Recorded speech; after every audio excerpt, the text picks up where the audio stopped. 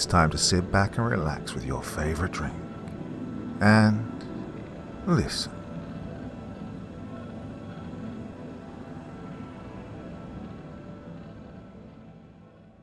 I found out why my dad never talked about his experience in the Vietnam War. By Paige Turner 627. Part 1. The past 2 years have been incredibly challenging. After my mum died, I moved back home to become the primary caretaker for my father, Dan, who is in the final stages of colon cancer. The responsibility has been incredibly taxing, both emotionally and physically, on me and my wife, Quinn. Watching someone you love slowly fade away is a heart-wrenching experience that words can hardly describe. Every day brings a new challenge, a fresh reminder of the inevitable. Yet in this twilight of his life, I found a strange comfort in our one-on-one conversations, these rare moments of tranquility amidst the storm. Dad grew up in a small village in central Vietnam, and his stories often whisk me away to those simpler times. He speaks of his childhood with a sparkle in his eyes, narrating tales of mischievous adventures and youthful dreams. I hear about his journey to America, a leap into the unknown, fueled by hope and resilience. These stories, light-hearted and warm, have been my solace, a gentle reminder of the man he once was. As I prepared his chemo, meticulously adjusting the doses and equipment, Dad's gaze fixed on me with a seriousness that halted my movements. "Spencer," he said in a voice barely above a whisper, "I have to tell you something."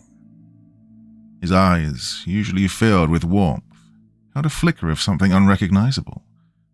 Was it fear? Or perhaps regret? As I adjusted the pillows behind him, making him as comfortable as I could, I took his weathered hand in mine. The room was quiet, save for the gentle hum of the machines keeping him company. My heart pounded with a mix of apprehension and eagerness. "Bah, whatever it is, I'm here," I said softly, encouraging him to share his hidden tale. "There's something I've never told anyone, not even your mother," he began, his voice steady but distant. "It's about what I witnessed during the war." I sat there, stunned. My father had always been a closed book when it came to his time as a South Vietnamese soldier during the Vietnam War. Whenever my siblings and I dared to broach the subject, he'd shut us down immediately, sometimes with a stern look, other times with a sharp word. Are you sure, Ba?" I asked hesitantly. He nodded slowly, his gaze fixed on a point beyond the walls of the room. "Yes, it's time you knew." He took a deep breath, as if gathering the strength to delve into memories long buried. The following is a direct translation from Vietnamese to English of my dad's account of his experience, with his permission. As I carefully position the claymore mine, the jungle around me feels both suffocating and oddly comforting. I've become a shadow in these dense woods, with skills honed from too many battles fought and too many lives lost. The infamous Ho Chi Minh Trail, a serpent that weaves through the terrain, carrying the lifeblood of our enemy. Our position is strategically chosen. We're entrenched on a hilltop, offering a commanding view of the trail below. It's a defensible spot, with natural barriers on 3 sides. Our mission is simple: eliminate any commie bastards daring to tread this path. The rest of my platoon of rangers, dispersed in strategic cover, are setting traps of their own. The air is thick with anticipation and the heavy scent of wet earth. The jungle, dense and unforgiving, seems to absorb our every breath, every heartbeat. We're not just soldiers, we're brothers in arms, each carrying a burden of loss and vengeance that weighs heavily on our souls. The Viet Cong, faceless enemies in the shadows, had taken more than territory. They'd stolen pieces of our lives, leaving gaping wounds that would never heal. In the hushed whispers around the campfire, we don't just share rations, we share stories of our loved ones. Lieutenant Tuan talks about his little brother, a bright-eyed boy who wanted to be a teacher, now lying in an unmarked grave. Private Xi's voice breaks as he recounts the night the North Vietnamese soldiers stormed his village, his mother's cry haunting his dreams. As I finish setting the mine, my fingers calloused and scarred, instinctively reach into the pocket of my uniform. I pull out a photo, worn from too many days, tucked close to my heart. It's a family photo, one of the few keepsakes I have from a life that now seems a world away. My eyes linger on one face in particular, Hiep, my older brother. Hiep, the person who taught me how to ride a bike on the uneven dirt roads of Toi Long. Hiep, the person who used his own body to shield mine when our drunken father came home in a fury, his fists itching for something to hit. Hiep, the village official with dreams of peace, whom the Viet Cong executed during the Tet Offensive, leaving his body in a ditch along with their other victims, as if his life meant nothing. I can still see my sister-in-law, once vibrant and full of laughter, wearing the veil of a widow, her children's eyes reflecting a future stolen. Every patrol, every ambush we set, it's not just a military strategy, it's a personal vendetta. In the quiet moments when the jungle whispers its ancient secrets, I find myself talking to my brother, promising him justice, promising him that his death will not be in vain. As I glance to my side, I see my friend, Specialist Vin, his fingers deftly moving over the beads of his rosary. "Hey, Vin," I whisper, nudging him gently. "Make sure you say a prayer for me too." I give him a half-hearted smile. Well, I'm a Buddhist, but in times like these, I'll take all the protection I can get. Vin looks up with a small, knowing smile. "Don't worry, brother. God watches over all of us." Sergeant Nguyen, a stern figure whose presence commands respect, moves silently among us, his steps barely disturbing the forest floor. The lines on his face tell stories of countless battles, each crease a testament to his resilience. He pauses beside me, his eyes scanning the perimeter with a practiced gaze. "Corporal Dan," he addresses me, using my given name which few dared to utter. "Everything secure on your end?" I nod, meeting his intense gaze. "Yes, Sergeant. The claymores are set, and the men are in position." He places a firm hand on my shoulder, a rare gesture of camaraderie. "Good. Remember, it's not just about holding the line. It's about protecting each other. We're all we have out here." His words, though simple, resonate deeply. I nod in agreement. As he moves on, I find a secluded spot near a towering tree, its roots offering a makeshift seat. The night is slowly descending, wrapping the jungle in a cloak of darkness. The chirps and calls of nocturnal creatures become the soundtrack of our vigil. Time seems to stretch and compress in these waiting hours. Every shadow becomes a potential threat, every rustle a possible enemy. In the enveloping silence, as the jungle's heart beats in sync with ours, I catch myself humming softly. It's a nervous tick, a habit I've picked up somewhere along the way, a means to steady my jittering nerves. Late into the night, as the moon casts its silver glow over the jungle canopy, we lie in wait, each man a coiled spring, ready to unleash hell at a moment's notice. In the dense underbrush, I hear the faintest sound of footsteps, muffled but unmistakable. The enemy is near, their hushed whispers barely audible over the heartbeat thumping in my ears. My grip tightens around the detonator wired to the claymores. The Viet Cong, unaware of their impending doom, continue their advance, inching closer to our trap. The tension is palpable, a physical weight in the air. I wait, my senses heightened, for the perfect moment to strike. And then, when they're almost upon us, close enough for me to smell what they had for dinner on their breaths, I press the detonator. The explosion is deafening. a fiery eruption that tears through the night. The Claymore unleashes its deadly force, obliterating a group of Viet Cong unfortunate enough to be in its direct path. Shrapnel flies through the air, marking the beginning of our ambush. A spray of blood and viscera from the explosion showers down upon us, a sensory overload that's both nauseating and invigorating. I shoulder my M16, its familiar weight a cold comfort in my hands, and fire into the shadows. Every burst of gunfire is a desperate attempt to fend off the encroaching horror, to protect the men beside me. The muzzle flash of our weapons cuts through the darkness, revealing glimpses of the enemy.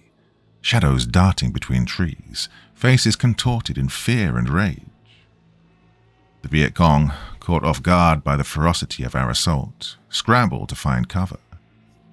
Their return fire is sporadic, disorganized, the panic evident in their ranks. We press our advantage, relentless and unforgiving.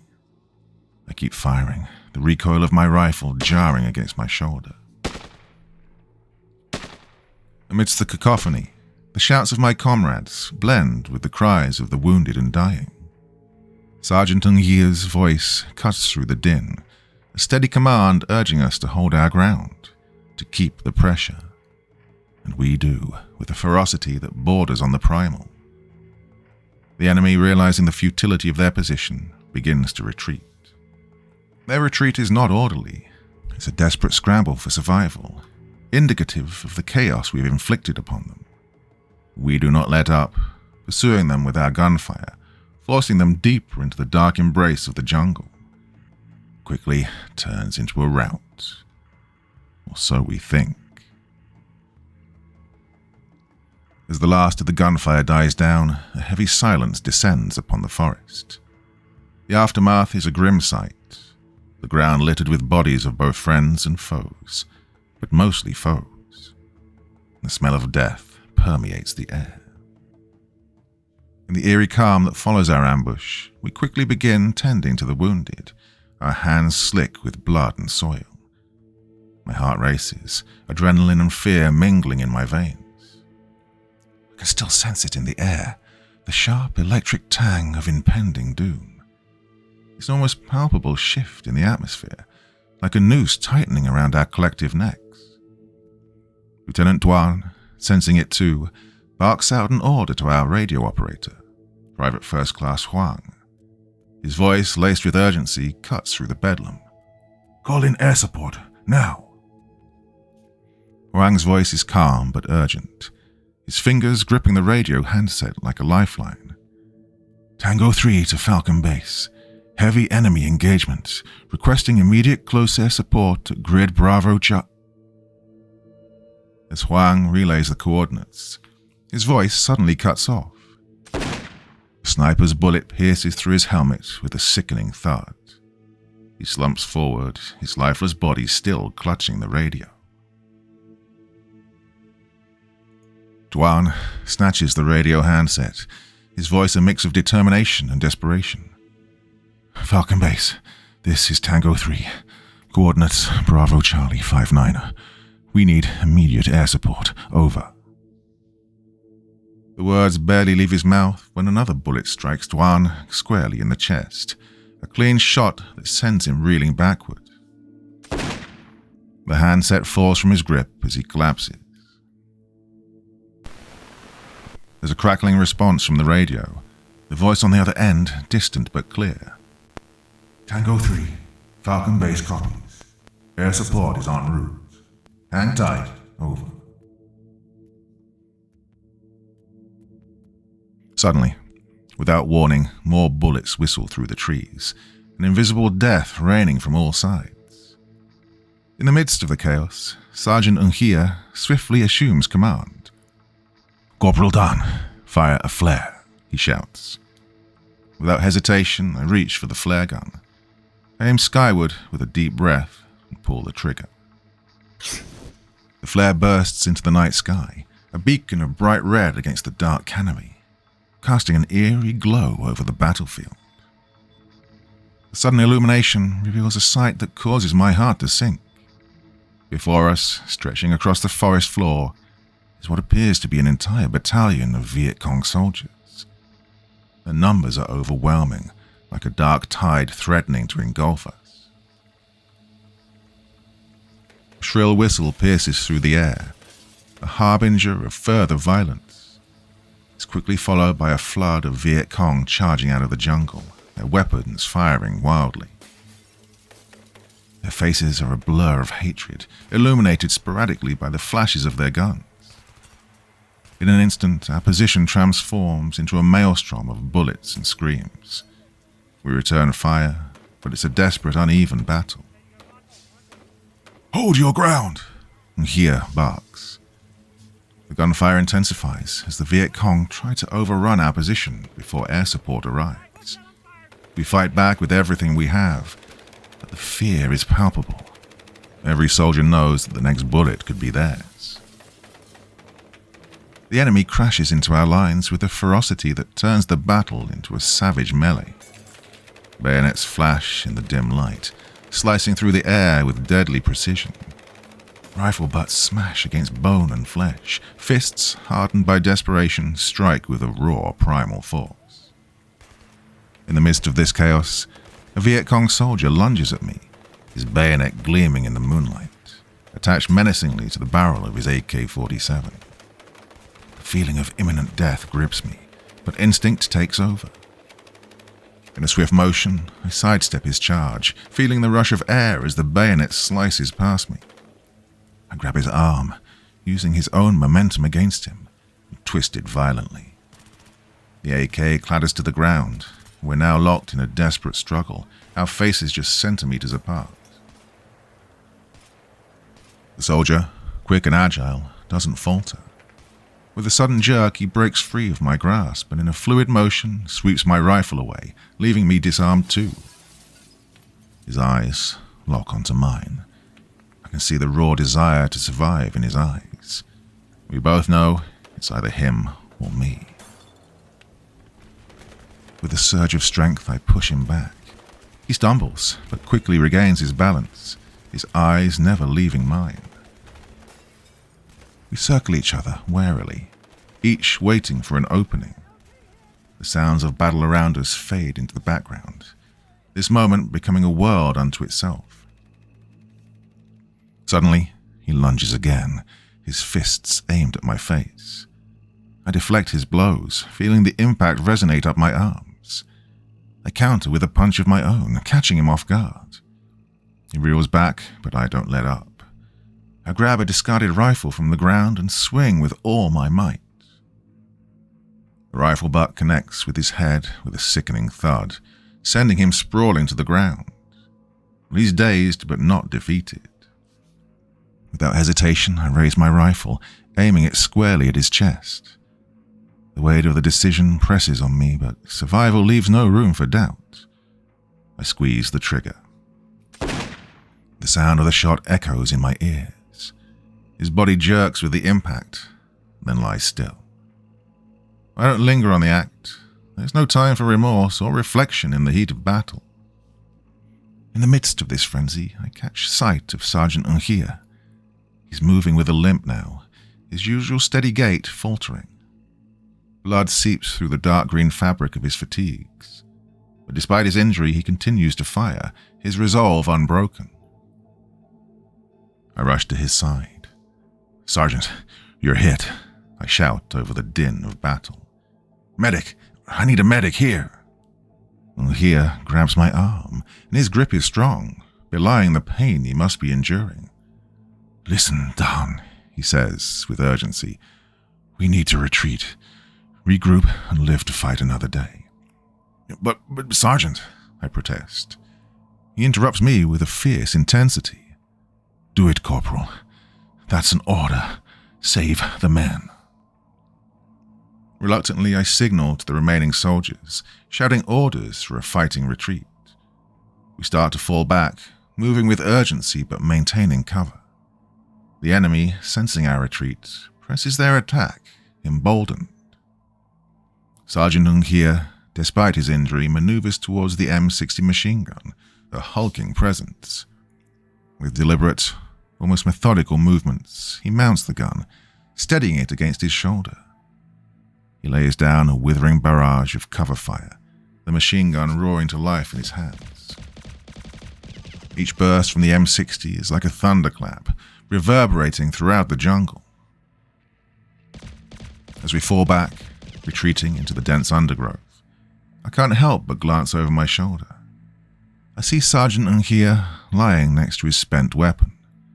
I see him with a grenade, clutched tightly in his hand in a final act of bravery and self-sacrifice.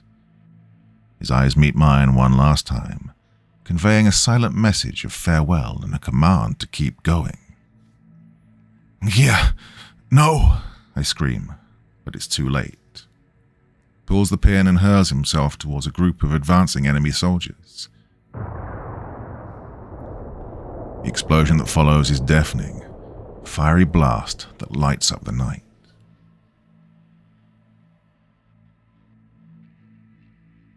As we retreat, the air suddenly trembles with the ominous whistle of incoming mortars. The forest erupts with a symphony of explosions, each blast shaking the earth beneath my feet. Dirt and debris rain down as trees splinter and fall, their mighty forms reduced to mere obstacles in our path. In the mayhem, a mortar shell lands perilously close. The impact of the shell sends me flying, my body slamming into the earth with brutal force. For a moment I'm dazed, my ears ringing, vision blurred. My cumbersome flak jacket takes the brunt of the blast. I feel a sharp pain in my chest, a searing heat that spreads rapidly. Instinctively, I reach for the source of the pain and find a jagged piece of shrapnel embedded in the jacket. It's mere millimeters from my heart. Crawling on all fours, I desperately search for any sign of my platoon, but the smoky haze renders everything indistinct, shapes and shadows merging into an unrecognizable blur. The realization hits hard. I'm separated from my unit, alone in this hellscape.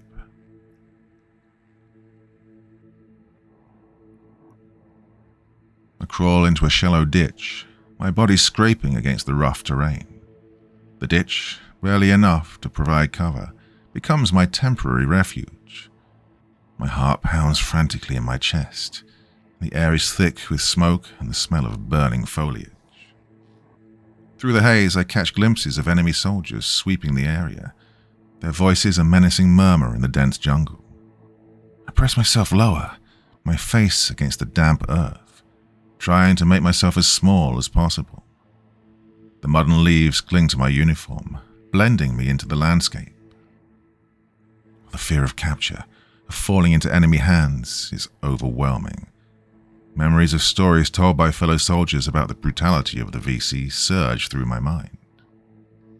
I hold my breath as a group of soldiers passes by the ditch. Their boots come perilously close. Mud and leaves falling from their soles. I can hear their heavy breathing, the rustle of their uniforms, the clinking of their weapons. One of them pauses, and for a moment I fear he's spotted me.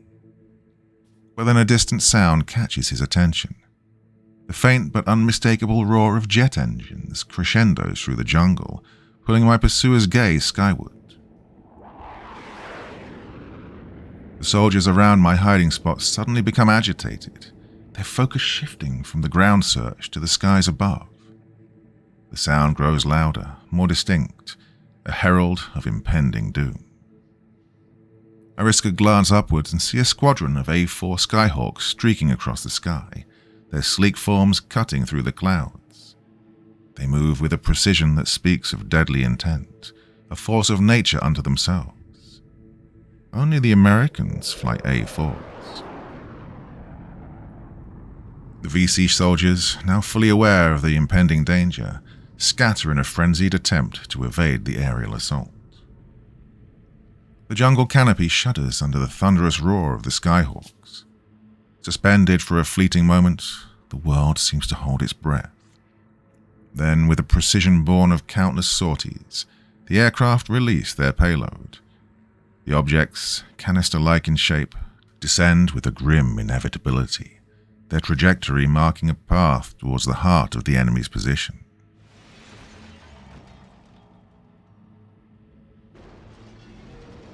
As the canisters impact, an inferno erupts.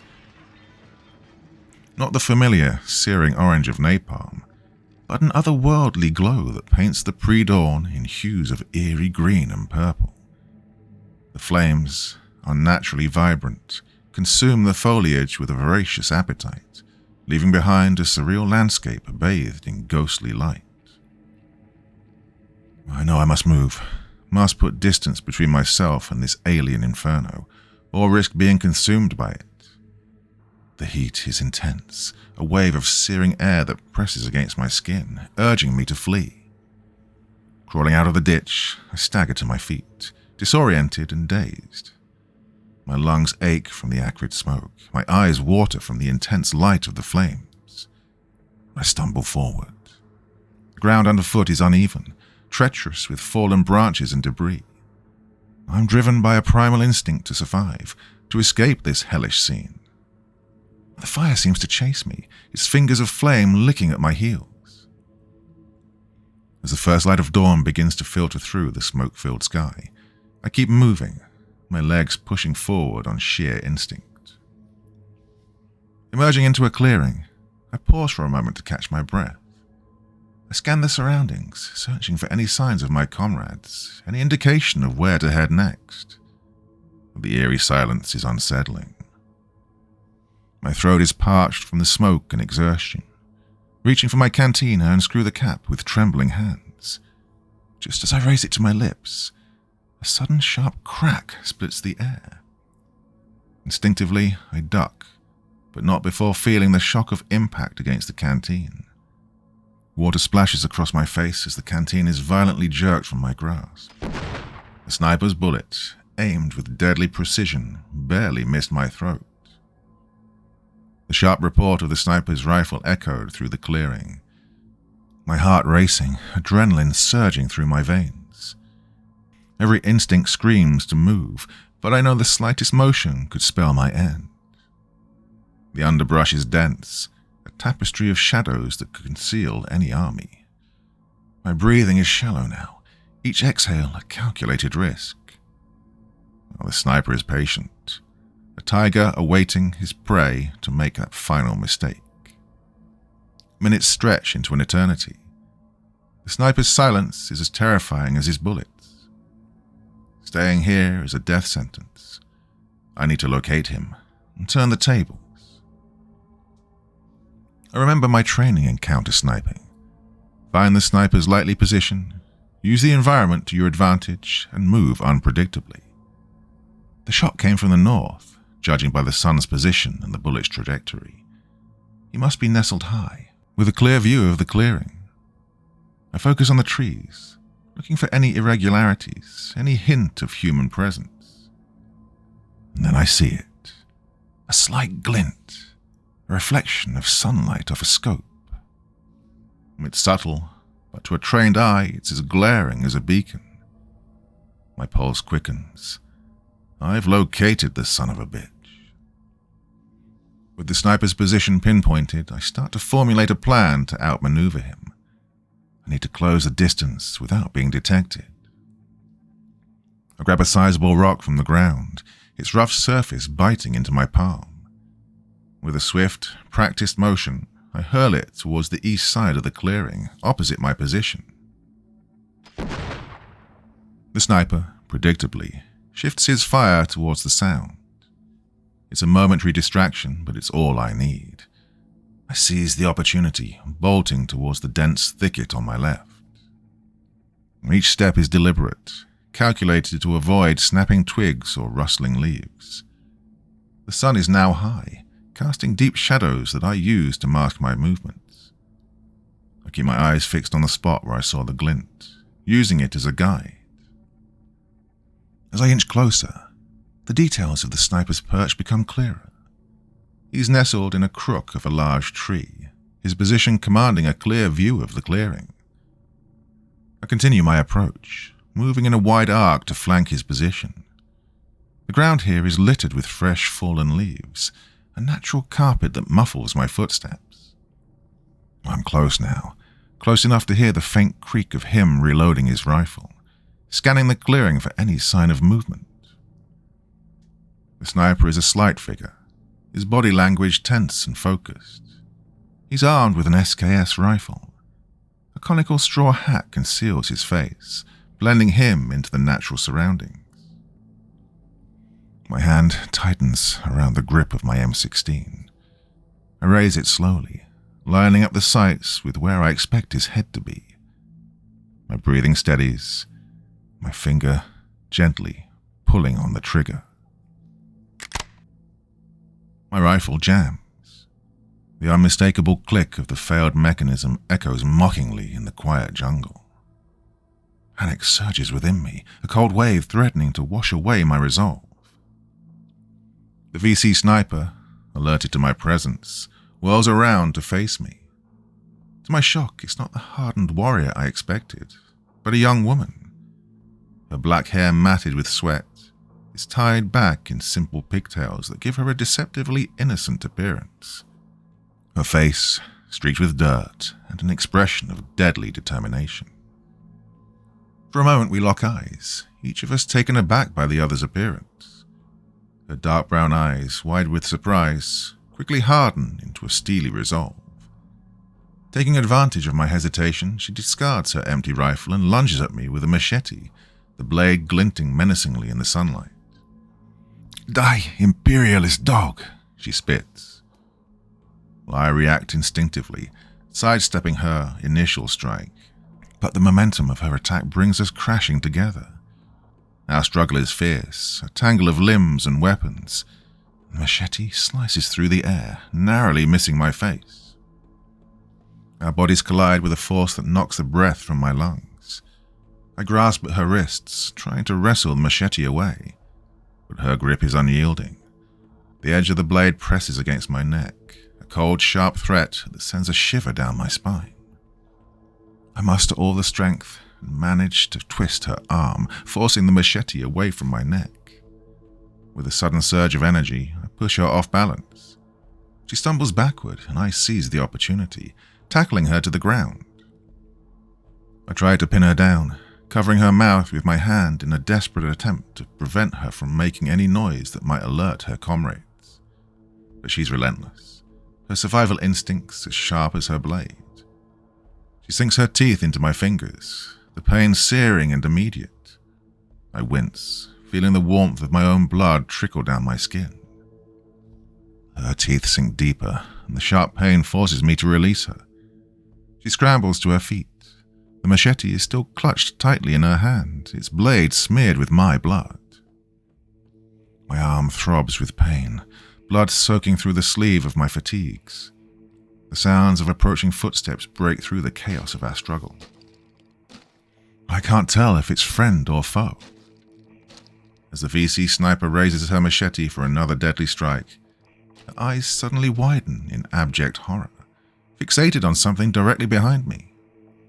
The bloodlust in her eyes gives way to unmistakable terror, halting her mid-swing. She stands frozen, her body tensed as if ready to flee. "Oh my God," she manages to utter, her face pale. "Comrade Pong?" I dare not turn to look, fearing any movement might reignite her attack. But the expression on her face tells me all I need to know. Something behind me poses a greater threat than our desperate struggle. I slowly pivot, keeping one wary eye on the sniper as I turn to face the new threat. Standing mere meters away is a figure so grotesque, so otherworldly, that my mind struggles to comprehend it. It's humanoid, but his skin is blistered and peeling, like the flesh of someone who's been consumed by fire and somehow survived. The remnants of a North Vietnamese uniform cling to its twisted form, the fabric melding into the charred skin. Another figure emerges from the jungle, equally monstrous. Its face is a nightmarish mask, swollen and deformed, with eyes that no longer resemble anything human. I noticed the gold crucifix hanging from its neck. It belonged to my friend, Vin, now reduced to this unholy mockery of a man. One by one, more of these gruesome beings step into the clearing. Their movements are jerky, unnatural, as if their bodies are rebelling against the very act of motion. The air fills with a stench so foul it clings to the back of my throat, a mix of decay and burnt flesh. The beings close in, their movements unnerving in their disjointed nature. Their mouths snap open and closed with a deformed eagerness. Foam gathers at the corners of their lips, dripping down in sickening trails. The sound of their teeth snapping together is a macabre rhythm, echoing ominously in the clearing. As the figures surround us, the sniper and I are inexorably pushed back to back, our previous struggle forgotten in the face of this unimaginable horror. Part 2. The figure that was once Vin inches closer, his grotesque face a mask of unrecognizable torment. Despite his disfigurement, I think I can still see traces of the man he used to be. In a desperate attempt, I speak, hoping some part of my friend still lingers within this monstrous shell. "Vin, it's me, Dan," I shout, desperation lacing my voice. "Remember, brother, we fought together in Hue." But the words fall on deaf ears, or perhaps ears that can no longer comprehend. Vin tilts his head, a mimicry of curiosity, but his gaze remains hollow, soulless. He lunges at me.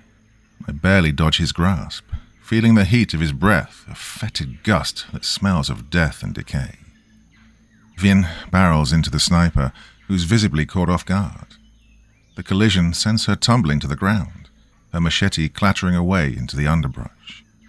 Vin's blistered body presses down on her with a ravenous intent. I scramble for my M16, my fingers working frantically to clear the jam.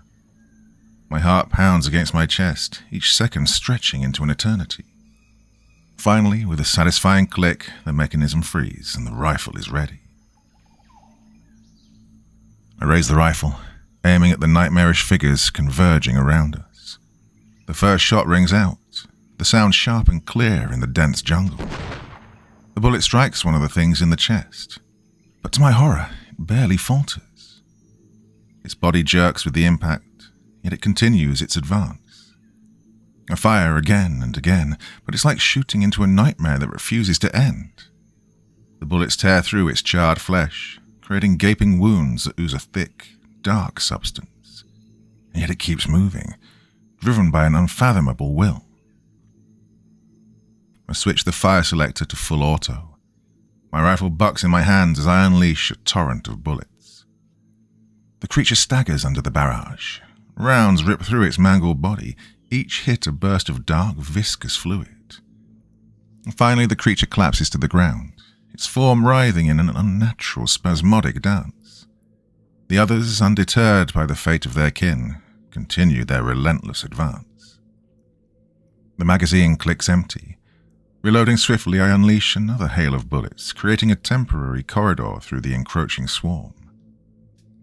The horde, though seemingly impervious to pain, are momentarily staggered by the force of the gunfire, providing me with a fleeting chance to break free. As I make my escape, the desperate cries of the sniper, still entangled in a horrific struggle with the creature that was once Vin, reach my ears. The instinct to survive screams within me to leave her to her fate. She is, after all, the enemy. But as I glance back, seeing the terror in her eyes, a different instinct takes over. No one, not even the Viet Cong, deserves such a gruesome end. Gritting my teeth, I double back, picking up the machete she'd dropped in her struggle. The weapon feels crude, but an effective weapon. With a determined swing, I bring the machete down on Vin, severing the sinewy, charred arm that pins the sniper to the ground. He recoils, his inhuman wails piercing the air. Turning Vin over to face me, I see what's left of him. I feel a pang of sorrow. "Oh, Vin, Please, I plead, hoping against hope for a sign that some part of my friend still exists within his tormented shell. But the creature before me is a far cry from the man I once knew. Go with God, brother, I whisper with tears in my eyes. With a heavy heart, I bring the machete down with all my might. The blade cleaves through Vin's neck, an act of mercy to end his tortured existence. As I turn back to the sniper, I instantly regret ever showing her any kindness. She's regained her footing, her SKS rifle now trained directly at my head. Her expression is a mix of fear, defiance, and something that looks like regret. Even after saving her life, she still sees me as the enemy. I brace myself for the inevitable. But then, in a split second, she shifts her aim slightly, and before I can process what's happening, she pulls the trigger. The bullet whizzes past my ear, striking something behind me. I spin around, following the trajectory of her shot, and there on the ground lies the one she called Comrade Pong. He's squirming on the floor, a bullet hole perfectly centered between his eyes. The sniper then lowers her weapon, taking a watchful step towards me, her eyes not leaving mine. I motion towards the dense undergrowth. We need to get out of here now, I say, my voice a mix of command and plea. She hesitates, the weight of years of indoctrination and hatred evident in her eyes. I extend the machete towards her, handle first. It's a gesture of trust, or perhaps necessity. After a tense moment, her fingers wrap around the handle. Let's go, she declares. As we prepare to leave the clearing, I can't help but pause at Vin's body. His head, nearly severed, still snaps in a reflexive motion. Steadying my trembling hands, I reach out to the crucifix dangling from his neck.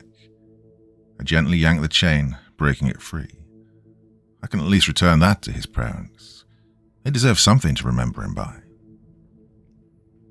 As the other unnatural beings shamble closer, the sniper's urgent voice cuts through my panic. This way, she says, pointing towards a seemingly unremarkable spot amidst the dense greenery. With no time to think, I follow her, the moans of the undead fallen echoing in our wake. We push through the underbrush, the jungle closing in around us like a living entity. We arrive at a small clearing, obscured by a tangle of vines and foliage. The sniper quickly kneels, brushing aside leaves and dirt to reveal a hidden entrance, the mouth of a tunnel. My heart skips a beat. The Viet Cong use complex tunnel networks to launch surprise attacks and disappear without a trace. Memories of being a tunnel rat on search and destroy missions flash through my mind. Those missions were a dangerous game of cat and mouse, navigating the claustrophobic confines of the tunnels, never knowing what lay around the next bend. They were often riddled with traps, bungee sticks smeared with feces, tripwires connected to grenades, and dead falls. Suspicion and dread gnaw at my mind as I eye the dark opening warily. The sniper's eyes meet mine. She can see my hesitation. It's deserted, she assures me. We abandoned this section after a partial collapse. It's not safe, but it's better than what's out there. Her words carry a tone of sincerity, of raw urgency. I weigh my options, the known horror of the Viet Cong against the unspeakable terror of the creatures behind us. The decision is grim, but clear. We enter the tunnel, the sniper quickly sealing the entrance behind us, obscuring any trace of our passage. The immediate danger outside fades, replaced by the oppressive darkness of the tunnel. The air is thick, heavy with the scent of damp earth. I flick on my flashlight, its beam cutting through the pitch black, revealing a narrow, earthen corridor. My M16 feels cumbersome in the cramped space. Every sense is heightened, my eyes straining to catch any movement, my ears tuned to the slightest sound. The sniper moves ahead of me, her movements confident yet cautious. She knows these passages like the back of her hand. The silence is suffocating, broken only by our soft footsteps and the distant, muffled sounds of the ongoing chaos above. The walls of the tunnel seemed to close in around us, the earthy smell becoming more pronounced with each step. "Watch your step," she whispers, pointing to a barely visible tripwire stretched across the path. Her warning comes just in time, my feet hovering centimeters from the lethal trap. I nod my thanks, carefully stepping over the wire. We pass small alcoves, some containing remnants of supplies, others empty save for the ghosts of their past occupants. My flashlight's beam dances across the tunnel walls, throwing eerie shadows that play tricks on the mind. Every shadow becomes a potential enemy, every sound a threat. My finger rests uneasily on the trigger guard of my rifle, ready for any danger. We eventually come to a spot that appears to have been a makeshift kitchen. Space is slightly wider than the rest of the tunnel, with charred remnants of a fire pit and scattered utensils. The sniper stops, her gaze scanning the area. She motions towards a corner where a few rusted cans and a small, battered kettle lay. "We can rest here for a bit," she says, her voice barely above a whisper. Exhausted, I lower myself to the ground, my back against the cool earth of the tunnel wall. The sniper does the same, keeping a cautious distance between us, her eyes never leaving me. "What were those bombs?" she demands, her voice tinged with accusation. "Those weren't normal explosives. They turned those men into monsters." I shake my head. "I don't know," I reply, honestly. "I've never seen anything like that before." Her expression hardens, the lines of distrust deepening. "They were dropped by your American masters," she accuses. "You have to know something." Frustration and anger well up inside me.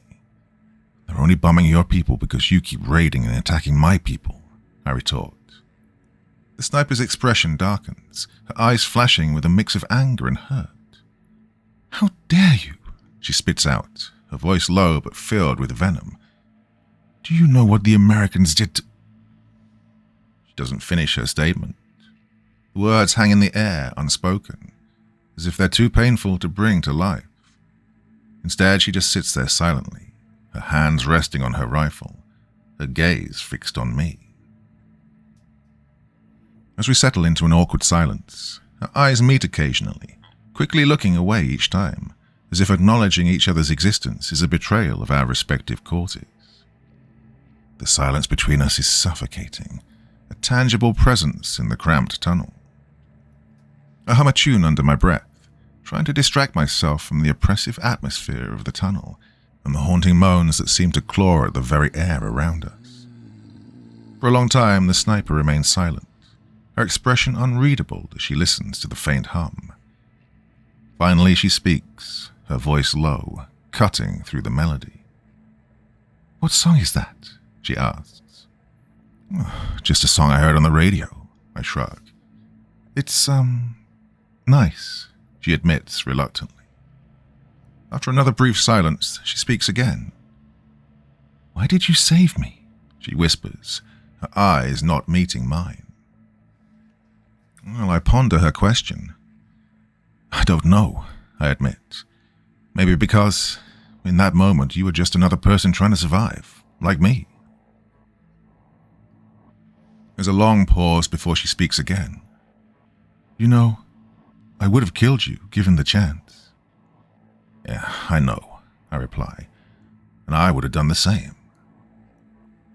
After another tense silence, I muster the courage to ask her a question. "Yeah, what's your name?" She looks at me, her eyes narrowing with suspicion. "Why do you want to know?" she asks, her tone guarded. "Are you interrogating me?" It's just a name," I say, trying to sound as non-threatening as possible. "I'm just curious." Finally, she relents, her voice softening just a fraction. "My name is Tuyet," she says. There's a hint of reluctance in her admission, a vulnerability she's likely not used to showing. "Tuyet," I repeat, letting her name roll off my tongue. It feels strange yet oddly comforting to address her by name, to acknowledge her humanity in this inhumane situation. "I'm done, by the way," I add. Douillet looks at me for a moment longer, her eyes scrutinizing. You look like a Don, she says finally. What does that mean? I ask, trying to understand the implication behind her words. She shrugs, a guarded expression on her face. I don't know, you just do. Her speech pattern intrigues me. It's not the northern accent I'd expected. Your accent. You're from Quang Nam province, aren't you? So what if I am? You are too, she replies, picking up on my similar accent. I'm tempted to ask her where her village is, to delve deeper into the unexpected connection between us. But I stop myself. I know too well the risks involved in sharing such information. Knowing where someone is from in times like these could put loved ones at risk for reprisals. Driven by necessity, we begin to form an uneasy alliance. Our conversation is sparse, limited to the essentials of survival. As we share rations, a mix of my MREs and her rice cakes, there's a begrudging acknowledgement of our shared humanity. We talk in hushed tones, exchanging information about the tunnel layout and the possible whereabouts of our respective units. Our dialogue is cautious, each of us careful not to reveal too much. As we reach for the same rice cake, our hands accidentally brush against each other. She recoils swiftly, as if stung, and I see a faint blush of color in her cheeks in the dim light of my flashlight. For a fleeting second, our eyes meet. Despite the grime and fatigue that marks her features, there's an undeniable beauty there. Her eyes, dark and deep, hold a resilience that's both haunting and captivating. Oh, sorry, I mutter. It's okay, Douillet replies, quickly regaining her composure. Our conversation is interrupted by a distant but distinct sound, the thumping of helicopter rotors. The sound grows steadily louder, vibrating through the earth and resonating in the narrow tunnel. Douillet and I exchange tense glances, a silent agreement passing between us. We need to see what's happening above. Cautiously, Douillet leads me towards a small aperture that serves as a discreet observation point. As we peer through the gap, the sight that greets us both is surreal and disconcerting. A squadron of UH-1 Hueys hovers above the jungle, their silhouettes imposing against the smoky sky. There's something off about them. They bear no markings or insignias, their usual identifiers conspicuously absent. It's as if they've been deliberately stripped of any affiliation, rendering them ghosts in the sky. Through the small opening, we witness the choppers rain hellfire down on the undead. Machine guns chatter, spitting streams of deadly lead. Rockets streak from their pods, trailing plumes of smoke before exploding amidst the reanimated corpses. The impacts are devastating, tearing through the undead with brutal efficiency. Limbs are severed, bodies eviscerated. The scene unfolds like a choreographed ballet of devastation. In the eerie calm that follows the assault, the acrid scent of burnt flesh and vegetation hangs heavy in the air. The sounds of destruction subside, replaced by a haunting stillness that blankets the area. Then, movement from the trees catches my eye. A small group of figures emerges from the jungle's edge. They move with a weary but deliberate gait, their fatigues torn and stained with blood and mud. Recognition jolts through me. They're survivors from my platoon, battered but miraculously unaffected by the bombs that transformed others into nightmarish beings. Their arms wave frantically above their heads, desperately trying to signal the circling Hueys. The helicopters hover idly for a moment, as if contemplating their next move. For a fleeting moment, a glimmer of hope is spiked in my heart. Perhaps they've come to rescue the survivors, to pluck them from the hellish wasteland. But, in an instant, that hope is shattered. The helicopter's guns roar to life, spewing forth a torrent of bullets. The ground around the survivors erupts in a storm of dirt and debris. The Hueys transform from potential saviors to executioners. The men, my brothers in arms, react with a mixture of disbelief and horror. They scatter, desperately seeking cover where there is none. Their movements are frantic, but their fate is sealed. The relentless hail of bullets from above tracks their every move. I watch, powerless, as one by one they fall. The Hueys don't discriminate. They tear through flesh and bone like mechanized vultures. The guns do not cease until the last man lies still, his pleas for mercy drowned out by the roar of gunfire.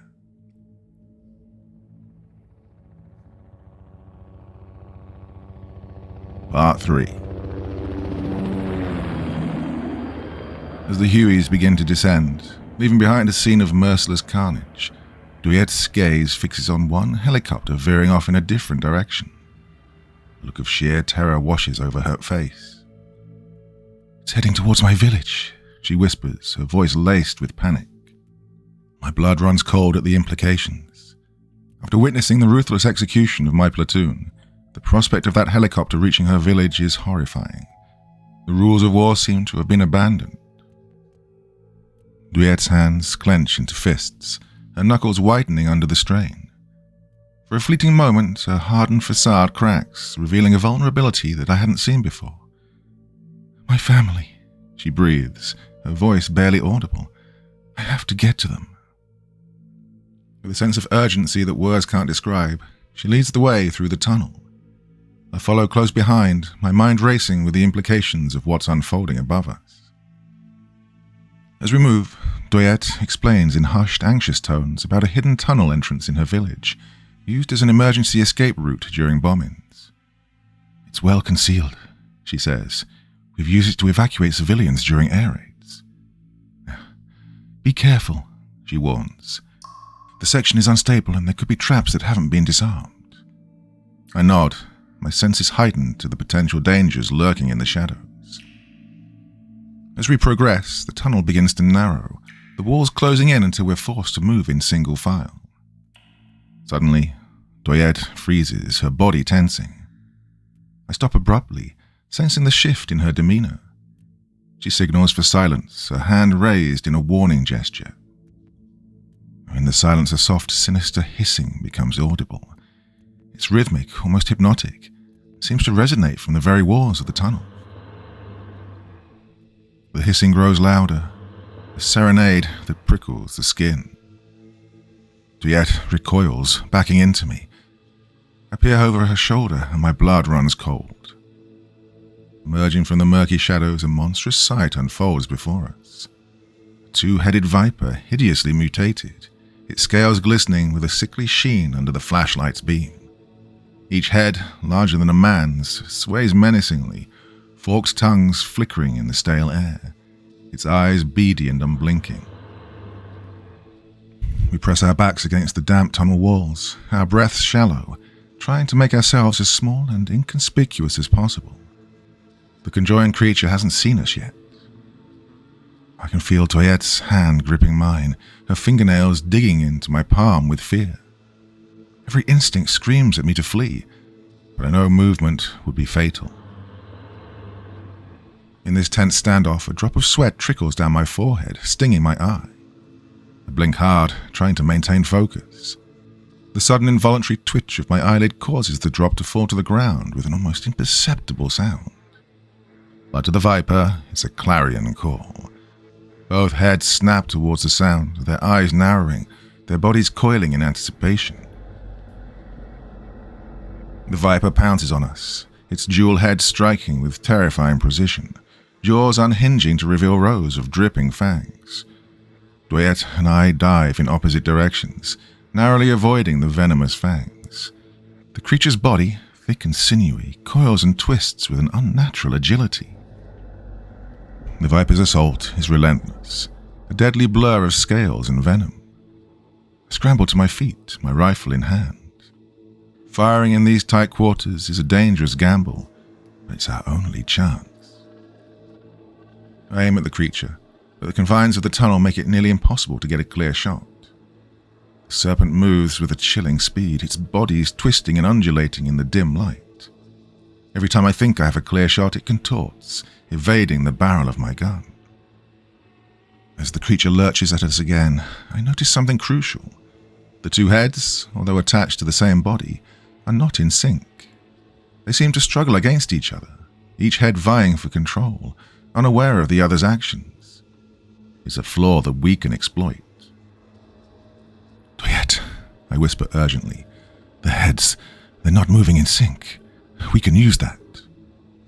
"What do you want to do?" she asks, her voice trembling. "When I give the signal, make noise on your side and draw it towards you." She looks at me, her eyes wide with fear and disbelief. "You're insane." "Trust me," I say, formulating a risky plan in my mind. "We can turn one against the other." Doyet hesitates, uncertain. But one of the heads lunges down again, narrowly missing her. The urgency of the situation leaves no room for doubt. She nods. Doyet grasps her machete, striking it against the tunnel wall. The sharp metallic clangs echo through the confined space, drawing the attention of the mutant viper. Its head, momentarily distracted, swiveled towards the source of the noise. Seizing the opportunity, I leap towards the right head, wrapping my arms around its thick, muscular neck. The creature writhes violently, its scales abrasive to my skin. The right head, in its frantic attempts to dislodge me, thrashes wildly, slamming me against the left wall. The left head, its attention now drawn towards me, strikes with lethal intent, its jaws agape and fangs dripping with venom. In the split second before the left head's fangs can sink into me, I release my grip on the right head and throw myself to the side. The left head's jaws snap shut with a sickening crunch. But not on me. Instead, its fangs sink deep into its twin, one of them piercing right through the eye. The sound is grotesque, a mix of a wet pop and a muffled scream. The right head writhes in agony, its eye oozing a viscous fluid that glistens in the dim light. The two heads, now entwined in a horrific embrace, seem to realize their mistake. But it's too late. The left head tries to disengage, pulling back with a desperate force, but the fang is lodged too deeply, effectively pinning them together. The snake's body convulses, its movements becoming a chaotic dance of self-destruction. We stand there, frozen in terror, and then survival instinct kicks in. "Move," I shout, grabbing Doyet's hand. We scramble away from the undulating mess, our footsteps pounding against the tunnel floor. As Doyet leads me down the twisting passage, the tunnel gradually slopes upward, signaling our approach to the surface. The air grows fresher, less stifling, a small mercy in this claustrophobic underworld. Finally, we reach an end. Doyet pushes aside a wooden panel disguised as part of the floor, revealing the dim interior of a small structure. We emerge into a rice storage hut, the musty smells of grains mingling with the earthy scent of the tunnel. The hut is cramped, filled with sacks of rice and agricultural tools. We barely have a moment to catch our breath before the ground beneath us starts to tremble. A low, thunderous rumbling fills the air, growing louder and more intense with each passing second. The sound is unmistakable, the heavy rhythmic thumping of a Huey helicopter rotor, hovering directly overhead. Its presence is oppressive, like a dark cloud casting a shadow over us. The hut's wooden structure vibrates with the force of the rotor wash, dust and small debris falling from the rafters. The sacks of rice shift slightly, the tools clinking against each other in a discordant symphony. Doyet moves to the small window, peering out with wary eyes. Her face drains of color at what she sees. Peeking cautiously beside Doyet, the harrowing scene unfolding outside the hut sears into my memory, a tableau of terror and brutality. The helicopter, a menacing behemoth, looms over the village like a predatory bird. Below, figures move with ruthless efficiency. Soldiers, but unlike any I've seen before. They're dressed like American commandos, but their uniforms are stripped of any unit insignia or flags, rendering them ghosts, devoid of identity or allegiance. The soldiers herd the villagers into the center of the hamlet with a cold, methodical precision. The villagers, faces etched with fear and confusion, stumble and fall as they're pushed and prodded like cattle. The cries of children, the wails of mothers, the pleas of elders all merge as they huddle together in fear. The soldiers tower over them, shouting orders in broken Vietnamese, their words laced with curses and impatience. One woman, clutching a wailing infant to her chest, stumbles in her haste. The soldier hoists her over his shoulder, while she kicks and screams, her cries muffled against the camouflaged fabric of his uniform, her infant clutched tightly in her arms. An elderly man, his back bent with age, falls to his knees, his breath ragged with exhaustion. A boot to his back sends him sprawling to the ground, his frail body crumpling under the assault. No mercy is shown, no compassion given. One particular figure strides confidently through the chaos. He stands taller than the other soldiers, an air of authority emanating from him. This man, clad in the same unmarked fatigues, wears mirror sunglasses that reflect the terror around him. A yellow bandana conceals his face. His men step aside, making a path for him as he approaches the center of the commotion. They address him with a tone of respect tinged with fear. "Major Wolf," one of the soldiers reports. Wolf stops and surveys the scene with a calculated gaze, his hands clasped behind his back. He turns to the soldier who'd spoken. "Report, Sergeant," he commands, his voice firm and devoid of emotion. "Sir, the villagers claim they don't know anything about Project Grim Harvest. We've searched their houses, interrogated several of them. Nothing." Wolf responds with an icy, humorless chuckle.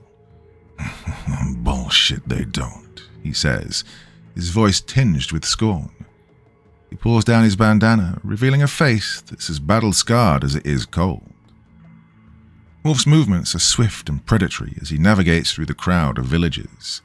His eyes scan the gathered people, searching for a target to make an example of. Without warning, Wolf's hand shoots out, seizing a woman from the crowd. She's young, perhaps in her late 20s, with a face marked by a life of hardship. Her eyes widen in terror as Wolf drags her forward, her feet stumbling over the uneven ground.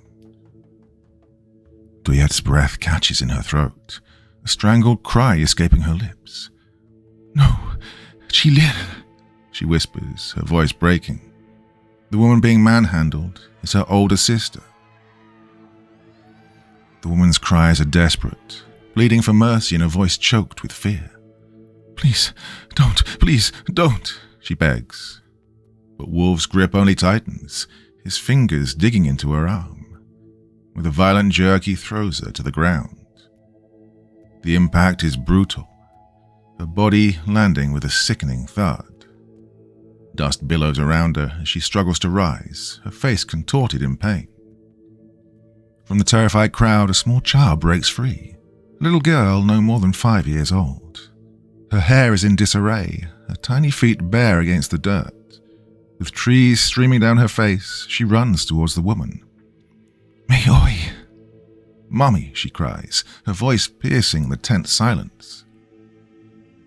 As the child reaches her mother, wrapping her small arms around her, Wolf grabs the girl by the back of her shirt collar. He lifts her up, her legs kicking in a futile attempt to break free. Lynn screams, a raw primal sound that cuts through the air. "That's May," Duyette cries. Wolf's hand moves to his side, drawing an M1911 pistol. The gun gleams coldly in the sunlight as he presses it against May's temple. The girl's eyes are wide with uncomprehending fear, her sobs choked and quiet. "Where are you hiding them?" Wolf barks in heavily accented Vietnamese. "Speak, or the girl dies." Lynn, her body trembling, stammers in response. "Please, I don't know what you're talking about. Please, don't hurt her." The major cocks his pistol. "I won't ask again. Where are they?" Duyette, watching helplessly, whispers through gritted teeth. "We have to do something, Tan. That's my niece. We can't let him." I agree with her sentiments, but what can we do? We are 2 against many. Thought of intervening is a dangerous one, a likely suicide mission.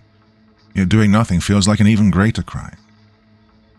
As the tension in the village square reaches a feverish peak, an elderly villager steps forward. His gait is unsteady, his back bent with age, but his eyes burn with a defiant fire.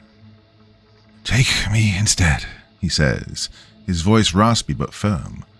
"Let the child go." The major turns to face the old man, his smirk a cruel twist of lips. For a moment there's a flicker of emotion in his eyes, as if he finds the offer amusing, a brief interlude in his reign of terror. Then, without a word, he raises his pistol towards the man and fires.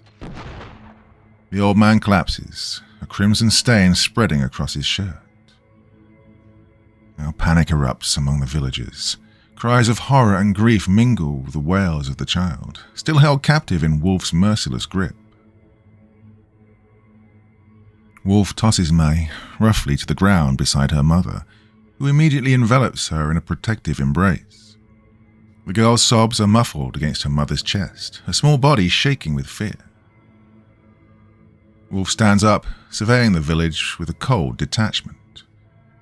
"Burn it all," he orders, his voice devoid of emotion. "Leave no witnesses." The soldiers hesitate, exchanging uneasy glances. The order seems to weigh heavily on some of them, a flicker of humanity in their eyes.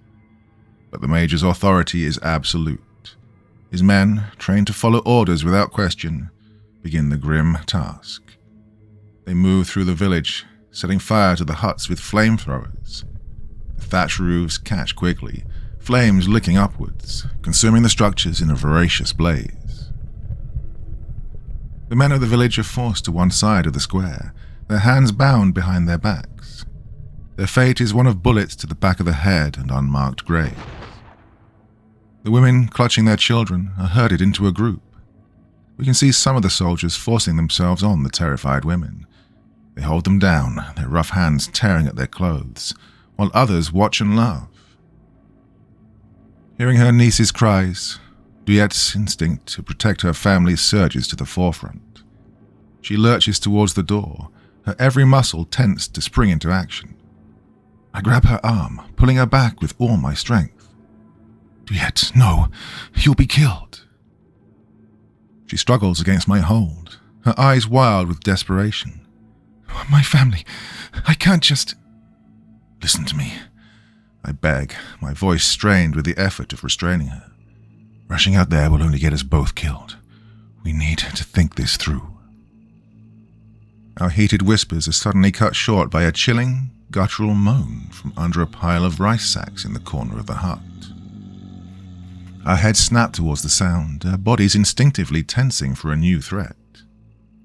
We approach the corner cautiously, my flashlight's beam cutting through the dimness of the hut. A hand protrudes from under the sacks. Oh, it's a ghastly sight, skin charred and blistered, fingers twisted unnaturally. Another moan fills the air, laden with pain and suffering. We gingerly pull away the sacks to reveal a woman, or at least what's left of her.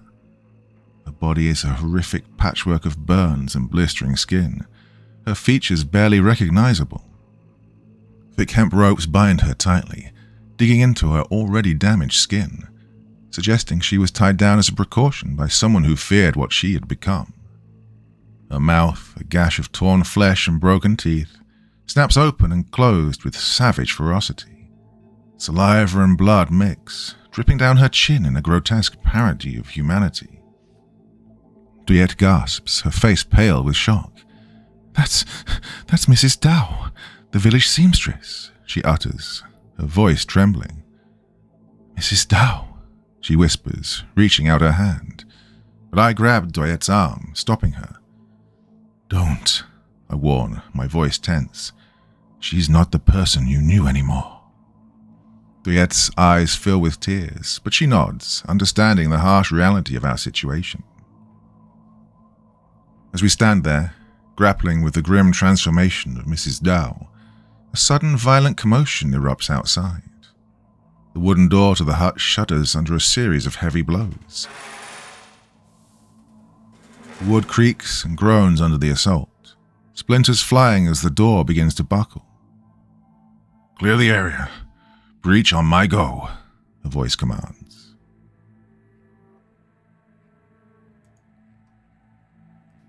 Part 4. In the palpable tension that fills the cramped space of the hut, I lean in close to Duyet, my voice a whisper. "I have an idea, but we need to act fast." I explain my risky plan to her. With a solemn nod, she positions herself by the doorway of the hut. Duyet takes a deep breath, then shouts towards the door, her voice cracking with a feigned helplessness. "Jungban, Embralai. Don't shoot, I'm coming out."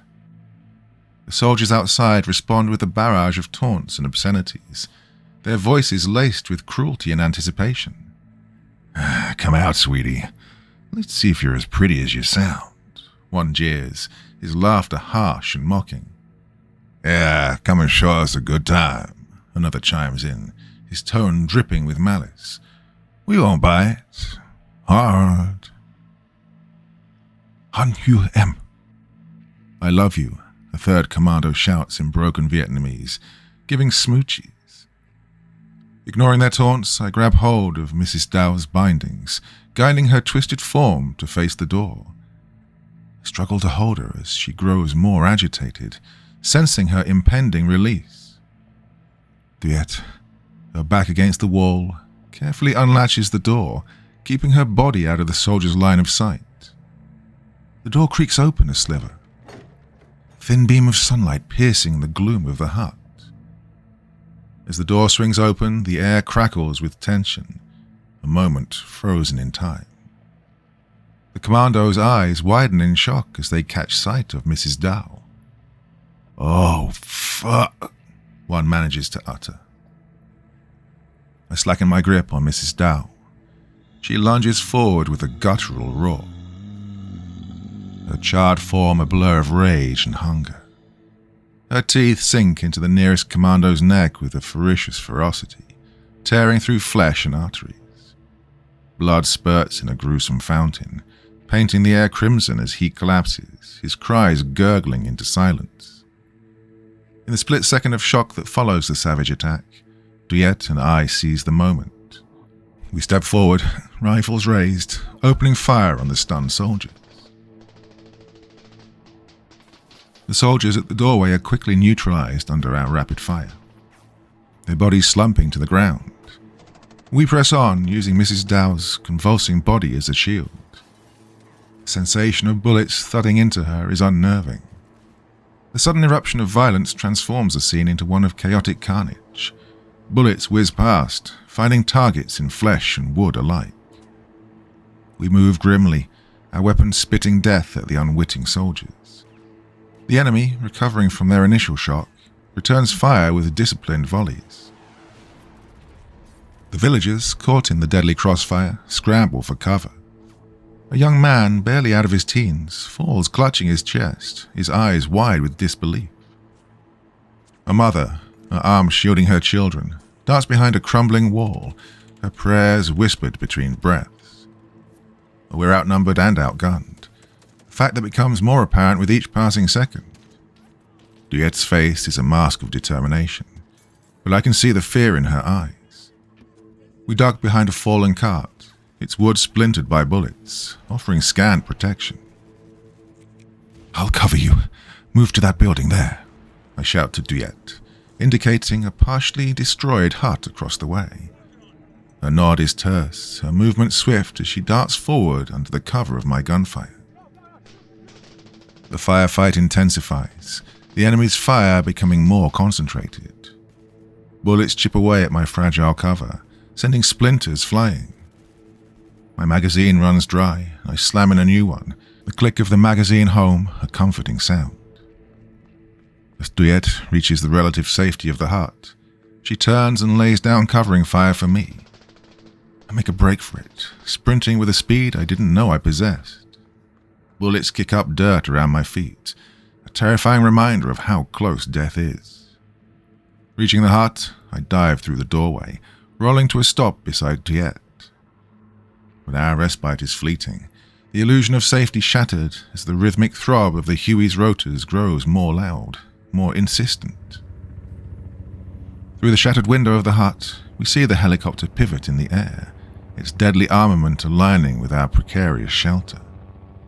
The sight of Major Wolf, perched menacingly in the passenger seat, his cold smile chills my blood. His hand motions commandingly, a silent order to his gunner. Huey's minigun swivels towards us, its barrels glinting ominously in the sun. Time slows, each millisecond stretching into eternity as we brace for the storm of bullets. But then the air is split by a different sound, a sharp piercing whoosh that cuts through the din of battle.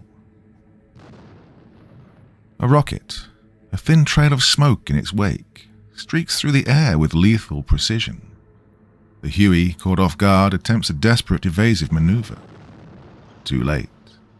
The rocket connects with a thunderous impact, engulfing the helicopter in a ball of fire and smoke. Debris scatters, raining down on the battlefield like a deadly hail. In the stunned silence that follows, I turn towards the source of our salvation. There, standing with the spent tube of an M72 LAW slung over his shoulder, is Specialist Van, one of my squad mates. His uniform is torn and stained with blood and soot. As I grapple with the shock and relief of seeing him alive, two more figures emerge from the smoke and rubble, weapons at the ready. They're members of my squad, Private First Class Lam and Private Hung, both of whom I'd feared lost. Lam, his face smeared with grime and blood, brandishes an M79 grenade launcher. Hung, carrying an extra bandolier of ammunition, moves with a limping gait, evidence of a wound not fully healed. Their arrival turns the tide of the firefight, bolstering our numbers and morale. Without wasting a moment, we coordinate our assault. Lam positions himself behind a shattered wall, peering through a gap to aim his M79. With a steady hand he fires, the grenade launcher's distinct thump echoing through the village. The 40mm grenade arcs gracefully before detonating amidst a group of commandos attempting to flank us. The explosion sends shrapnel tearing through the ranks of attackers. Horrific screams follow. The battlefield becomes a blur of motion and violence. Hung unleashes a torrent of gunfire from his M60, the belt-fed rounds chattering rapidly as he breaks down a blanket of suppressing fire. The commandos, caught in the open, scramble for cover behind a fallen water buffalo, its massive body a grotesque shield against our onslaught. Bullets tear through the decaying flesh, sending tufts of fur and a spray of gore into the air. I signal to the others, our eyes meeting with a shared understanding. We split, moving in a coordinated effort to encircle the commandos. As we advance, Lam takes point on one flank, moving with a silent grace. He spots a commando attempting to reposition. The enemy soldier, unaware of Lam's approach, is caught off guard as Lam closes the distance between them. The confrontation is sudden and brutal. Lam confronts the commando at close range. The commando, surprised, tries to bring his weapon to bear, but it's too late. Lam's Remington shotgun soars with a deafening blast. The soldier is hit square in the chest, the impact throwing him backward, his life extinguished before he hits the ground. Lam doesn't pause to watch. He's already moving, scanning for the next threat. As Tuyet and I inch closer, the sound of our adversary's panicked whispers reaches our ears. They huddled behind the buffalo's corpse, unaware of our approach, their attention focused on the direction of Lam's last known position. We communicate with a series of hand signals, a silent agreement to converge on the enemy from opposite sides. Tuyet nods, her eyes locked on mine for a moment, a shared resolve between us. She circles to the left, moving with a predator's stealth, her SKS cradled in her arms. I take the right flank, my steps deliberate, avoiding the debris that litters the ground. The scent of blood and decay is overwhelming as I draw closer to the buffalo, his bloated body a grim barrier. Reaching the edge of the makeshift cover, I pause, listening. The commando's ragged breathing is audible now. I glance towards Doyette, finding her position. She's ready, her presence barely noticeable in the chaos around us. Doyette edges closer, her movements a silent whisper. The commandos, too focused on their immediate front, fail to notice her approach. With the precision of a seasoned hunter, she aligns her sights on one, his head barely peeking above their dubious cover. In a heartbeat, her finger tightens on the trigger of her rifle. A shot rings out. The commando's head snaps back, his body going limp as he slumps to the ground, a life extinguished in the blink of an eye. The remaining commando, sensing the tide turning against him, makes a desperate move. He stands abruptly, revealing his last, despicable card. Doyette's niece, Mai, clutched in his arms, used as a human shield. The child's tears streak through the dirt on her face, her sobs piercing the post-battle silence. "Get the fuck back," the commando barks. "And Doyette," Mai cries. Doyette freezes, her rifle lowering slightly. "Don't worry, baby," she calls out gently to Mai. "Everything's going to be okay." Her eyes are fixed on the girl, her posture softened by the instinct to protect the innocent. The commando's desperate grip on the child only tightens, his eyes darting wildly, searching for an escape that doesn't exist. At that moment, everything slows down. The American's back is turned to me, his focus entirely on Doyette and Mai. It's now or never. I inch forward, my movements barely a whisper. The commando's CAR-15 shakes in his grip, betraying his fear and desperation. As I draw near, his voice cracks. "I'll do it. I swear I'll..." Doyette keeps her rifle lowered, her hands spread in a gesture of surrender, her eyes locked on Mai, offering silent reassurance. She's playing her role perfectly, giving our opponent a false sense of security. I'm close now, close enough to hear the ragged edge of fear in the commando's breath, to see the sweat bead on his brow, the tremble of his hold. The final steps I take are the quietest. With a surge of adrenaline, I swing the rifle down with all my might. The butt of the rifle connects with the commando's skull with a sickening crack, a sound that echoes sharply in the sudden silence. The force of the blow sends him stumbling forward, releasing his grip on the girl. The commando collapses to the ground, motionless, a crumpled heap of fabric and flesh. Without hesitation, I kick his weapon away, sending the CAR-15 skittering across the dirt, far out of his reach. My own rifle remains trained on him, the barrel unwavering.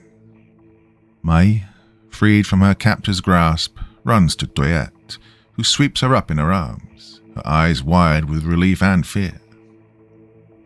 Doyette looks at me, her eyes filled with gratitude. The girl clings to her, her small body shaking with sobs. "You're okay, baby. I've got you," she whispers to the child. In the aftermath, the stillness is shattered by the sound of boots crunching on debris. From the smoke, the survivors of my platoon emerge, their weapons trained on Doyette, the trembling child in her arms. "Drop the gun now. Step away from the kid," Lam barks, his shotgun aimed scarily at Doyette's head. Doyette, her resolve hardening, sets the child gently on the ground behind her and turns to face the soldiers, her posture defiant. Her rifle, though lowered, remains in her grip.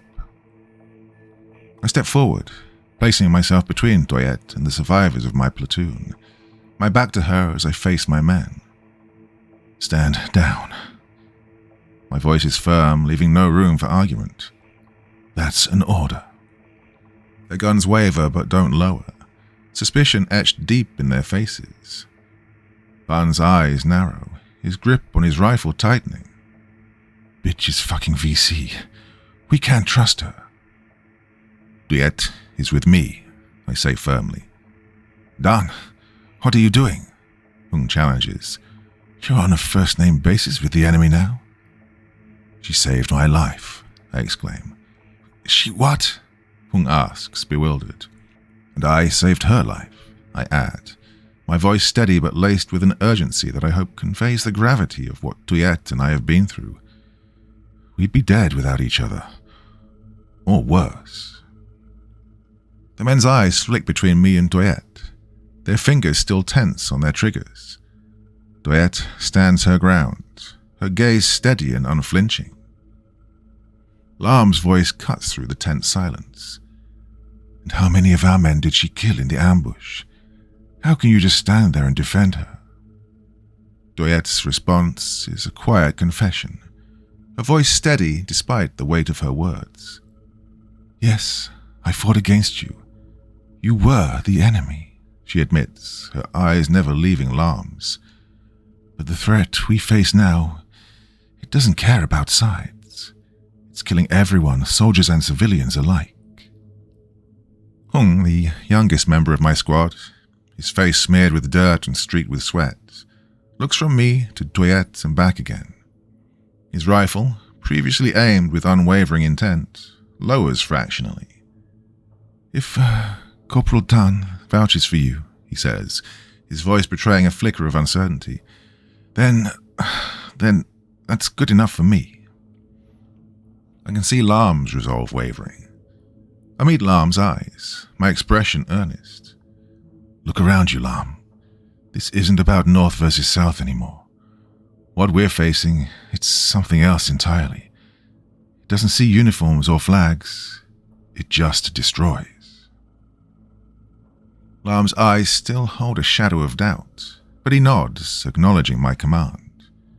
I hope you know what you're doing, Dan, he mutters, his voice a gruff concession to my authority rather than any trust in Tuyet. Van remains the last holdout, his stance rigid, his rifle still aimed at Tuyet. You shitheads are really going to fall for her act, he growls. I meet Van's gaze squarely, my voice steady. It's not an act. You saw her fight beside us. She took down those commandos just as we did. One pretty face and you've all called a case of stupid, Van says with contempt. Have you forgotten what her kind did to Heap? Van's words hit me like a physical blow. The mention of my brother dragging up memories I fought hard to keep at bay. I lock eyes with Van. You think I've forgotten? Every day I carry that with me. But this isn't about revenge. It's about survival. Yeah, and I'm going to ensure our survival by blowing her brains out, he counters. You're going to make that little girl watch her aunt get shot? I press, nodding towards the trembling child now clinging to Tuyet's leg, her small face buried in the fabric of her trousers. Is that the kind of man you are, Van? What would your daughter think of her father right now? Van's jaw clenches, his gift shifting between me, Tuyet, and the child. God damn you've done. The standoff stretches on, a moment frozen in time as Van wrestles with the implications of his actions. Finally, with a barely audible sigh, Van's stance softens. The tension in his shoulders eases as the rifle lowers, the barrel pointing harmlessly to the ground. As he moves past me, he leans in close, his breath warm against my ear. If she betrays us, I'll shoot both of you myself, Van says, a challenge and promise woven into his words. The air is filled with the acrid smell of gunpowder, whales, and the metallic tang of blood. Tuyet moves among the surviving villagers, offering comfort and assessing injuries with a gentle efficiency. Meanwhile, I signal to my men, directing them towards the unconscious commando sprawled on the ground. His body lies motionless. We approach with caution, aware that the enemy, even in defeat, can still pose a danger. Pan and Hung secure the commando's arms behind his back, using the remnants of his belt to bind his wrists. As they do, I notice the disturbing trophy that adorns his neck, a necklace made of human ears, their edges frayed and bloodied, and a visceral disgust churns in my stomach. "Fuck," Lam exclaims. "Who would do something like this?" "A monster, that's who," Van says, spitting on the ground. I take a look at our captive's face. I'm struck by how young he looks, barely out of his teens. I can't help but wonder what series of events led him to this moment. What could compel someone so young to embrace such darkness? I hold up his dog tags, flipping them over in my hands. The cold metal feels heavy, engraved with the name Elijah Wright. I begin to search his pockets, methodical and thorough. Aside from a few crumpled bills, a Zippo lighter, and a small baggie of black tar heroin, there's little of interest until my fingers close around a small, worn photograph. Pulling it out, the image that greets me is striking. It's Wright, his arms wrapped around a young woman in an embrace. They're smiling, lost in a moment of joy. It strangely humanizes him. As we turn our prisoner over to check for concealed weapons, I catch a sight of a tattoo on his bicep. It's a macabre image. A smiling skull, blood dripping from its jaws, adorned with a green beret. The letters MACV SOG are inked in bold underneath. It's the name of a shadowy organization I've only heard whispered about in hushed tones. Rumored to be directly run by the American CIA, their operations are the stuff of ghost stories among the rank and file. Missions deep into enemy territory, assassination squads, psychological warfare that knows no bounds. The brutality and heartlessness of their actions are nightmare fuel, even among those of us accustomed to the horrors of war. Staring at the tattoo, the realization dawns on us. This young man isn't just any soldier. He's part of something far more sinister. An operative trained to sow terror and death without remorse.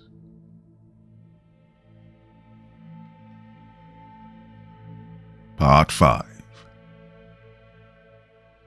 We need to figure out our next move, I say, breaking the silence. My eyes scan the faces of my squad. Despite their exhaustion, a resolve shines through. Van, his usual abrasiveness softened by the gravity of the situation, nods. We can't go rushing into things. We need intel. Lam interjects. And then what? What can we possibly do? Do you expect us to take on the US military? Before I can respond to Lam, Duyet approaches, her expression grim. Beside her is a frail woman, her eyes brimming with unshed tears. This is Mrs. Ha, Duyet introduces. Her son, Luke, was taken by men dressed like the ones we've just fought. Mrs. Ha's voice trembles as she speaks, her hands clasped tightly together as if holding onto hope itself. He's just a boy, she pleads, her voice breaking with emotion. They came at dawn, took him from his bed. Please, you must help me find him. Lam furrows his brow. How can we? We wouldn't even know where to start. He might know something, I say, gesturing to our captive. We pull right into a nearby hut, surprisingly intact amid the ruins. Inside, the dim, tense air fills our lungs. We tie him securely to a chair. His head stoops forward, unconsciousness clinging to him like a shadow. Find a bucket of water outside, the liquid cold and indifferent. I splash it over Wright's face, the shock of it cutting through his stupor. He jerks awake, sputtering, his eyes wild and unfocused until they settle on us. Even bound and captured, there's a defiance in his gaze, a smoldering ember of resistance. The young commando jolts awake, coughing and spluttering, his eyes darting around wildly as he realizes his predicament.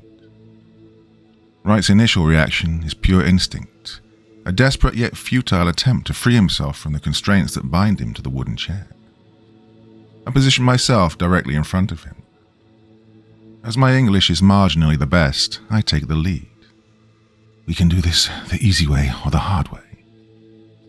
You've made a huge fucking mistake, he spits out, his voice laced with venom. I'm not the one hogtied to a chair, I retort. Wright chuckles, a sound devoid of humor. You think you're in control here? You have no idea what you're up against. Well, clue us in then, I press, my voice a low growl of barely restrained anger. You're playing with fire, boy, he sneers, the corners of his mouth twitching into a disdainful smirk. I ignore his threat. Where did your men take the village boy, Luke? Go fuck yourself, he replies, the words dripping with contempt. The moment hangs, suspended, a standoff of wills. I reach for the pack of cigarettes tucked into my shirt pocket, drawing one out with deliberate slowness. The flicker of the lighter casts a brief glow. I take a long drag, the smoke swirling in the air between us. Exhaling slowly, I watch Wright's defiant gaze. Then, without warning, I press the burning cigarette against his exposed forearm. The smell of burning flesh mingles with the tobacco smoke. You'll have to do better than that, he gasps through gritted teeth. I nod slightly towards my men, an unspoken understanding between soldiers. Vaughn steps forward, a twisted grin spreading across his face. He casually adjusts the heavy ring on his finger. And then, in a movement as swift as it is brutal, he drives his fist into the commando's jaw. The sound of the impact is sickening. Blood splatters and several teeth scatter across the floor. The commando slumps in his chair, groaning. We can keep going, I tell him, all night if we have to. Wright coughs, a spatter of blood staining the dirt floor. He tries to laugh, a hoarse grating sound that ends in a wince. I ain't saying shit to a bunch of peasants playing at soldiers. It's your choice, I say coldly. Vaughn, his patience frayed to its limits, lands another blow to Wright's midsection. The sound, a dull thud, echoes in the cramped space, mingling with the captive's ragged breaths. Wright doubles over as much as his bindings allow, a groan escaping his lips. Lam, usually the more composed of us, steps in with a calculated iciness. He delivers a kick to Wright's ribs, the dull thud echoing throughout the hut. The commando's body jerks, a sharp intake of breath the only indication of his pain. I glance at Hung, who's been standing back, a storm brewing in his young eyes. Hung, it's your turn, I say, my voice steady but with an edge that leaves no room for argument. Me? He asks sheepishly. No, your grandfather. Yes, you, I say, irritated. With a reluctant step forward, Hung raises his fist. His punch lands on Wright's shoulder, a half-hearted attempt that barely elicits a reaction from the commander. I lock eyes with Hung, my gaze disapproving. Harder, I instruct, my voice a mix of command and encouragement. Hung's eyes flicker to me, a hint of irritation in their depths. He draws back his fist again, this time with a bit more force. The punch lands with a better sound, but still lacks conviction. I glare at Hung, disappointment sharp in my eyes. Is that all you've got? You hit like a bitch. Something shifts in Hung's expression, a shadow passing over his features. The next moment he's a blur of motion, his fist connecting with Wright's face with a force that has the chair rocking back. The sound of impact is sharp, definitive. But Hung doesn't stop there. Another punch, then another, each blow landing with increased ferocity. His pent-up rage, the frustration and fear of the past days seem to fuel him. Wright is at Hung's mercy. After an hour of relentless interrogation, Wright is bloodied and bruised, yet his defiance remains unbroken. His face is a mess of cuts and swelling, yet he manages to smirk through the pain, taunting us with a cruelty that chills to the bone. "You're just dogs chasing after scraps. You have no idea what's coming for you." He spits in my face to add an extra layer of insult. Well, something inside me snaps, the calculated restraint I've held onto evaporating. Without a word, my hand shoots out, clamping around Wright's throat with a grip tighter than iron. I drag him out of the hut, his legs scraping against the ground. Duyet intercepts me as I emerge into the dwindling light of day. "Did you get anything from him?" she asks, trying to catch my eyes. But I don't answer, my mind racing, consumed by a singular thought. "Where's Mrs. Dow?" I ask, my voice rough, almost unrecognizable to my own ears. Duyet hesitates, her eyes searching mine for a moment before she nods, understanding the urgency in my voice. She leads the way through the devastated hamlet, past huts that are little more than charred skeletons of what they once were. She guides me to a structure on the outskirts of the hamlet, its silhouette ominous against the fading light. The interior of the structure is dimly lit by a single oil lamp, casting long shadows that dance along the walls. The air is thick, suffocating, laced with the iron scent of blood that clings to the back of my throat. The floor is stained dark, a patchwork of dried blood, and chains hang from the ceiling. In the corner, a collection of tools lies scattered on a wooden table. Knives, pliers, a hammer with a handle worn from use. We walk past the grim aftermath of today's massacre. The bodies of victims lay side by side, their lifeless eyes staring into nothingness, each face etched with the terror of their last moments. Beyond the human tragedy, a row of slaughtered pigs hangs from meat hooks, their carcasses gutted and lifeless. As I move past the pigs, a sudden sound halts me in my tracks. A shuffling, a soft, wet dragging. My heart pounds against my ribs, each beat a thunderous echo in the oppressive silence. I raise my flashlight, its beam slicing through the darkness, searching for the source of the movement. And then I see her. Dangling from a hook among the pigs is Mrs. Dow, her body a horror show of gaping bullet wounds and torn flesh. Her head snaps to attention at our presence, the chains that bind her to the hook rattling in a sinister melody. Her mouth opens wide, revealing a maw of broken teeth and blackened gums, eager to rend and tear. I turn back to Wright, my expression hardened by the horrors I've witnessed. "Do you even know their names?" I ask him, my voice steady despite the rage boiling inside me. "The people you've terrorized, the lives you've destroyed, do they mean anything to you?" I turn to Duyet, signaling her to step closer. "Tell him their names." Duyet swallows hard, her eyes glistening with unshed tears. She begins, her voice steady but filled with a profound sadness. "This is Nguyen Ngoc Lan, mother of 3. She was trying to protect her children when your men gunned her down."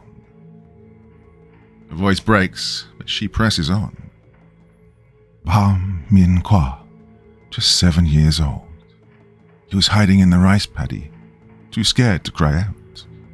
You found him anyway.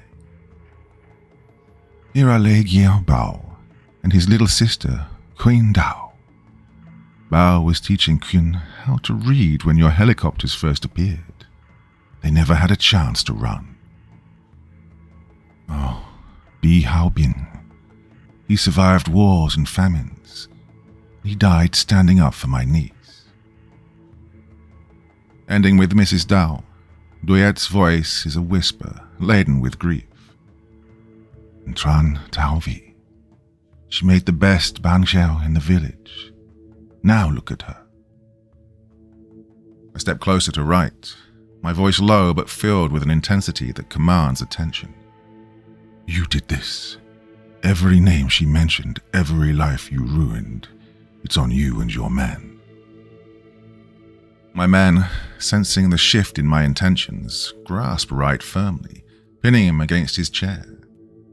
Their grips are ironclad, allowing no room for resistance. The commando's eyes flicker with a hint of fear for the first time, a realization dawning that his situation has taken a darker turn. I approach Mrs. Dow, her undead form bound by the chains that dangle from the ceiling. The twisted parody of life that now animates her is a horror beyond words. With a deep breath, I grasp the chain above her, pulling her closer to right. Her movements become more frantic, the scent of living flesh driving her into a frenzy. Her chains rattled as she strains towards him, her hunger palpable. What the fuck are you doing, man? Wright gasps, his voice cracking. Talk, I say, my voice cold and steady. Tell us where they took the boy, or she starts eating. Feet first. Oh, you can't be serious, Wright stammers. Just try me, I respond, my tone ice cold, betraying no hint of bluff. With deliberate slowness, I bring Mrs. Dow closer, her jaw snapping centimeters from his face, putrid drool dripping on him. The commando's earlier defiance evaporates, replaced by a primal fear. Okay, he gasps, desperation cracking his voice. I'll talk, but just keep that thing away from me.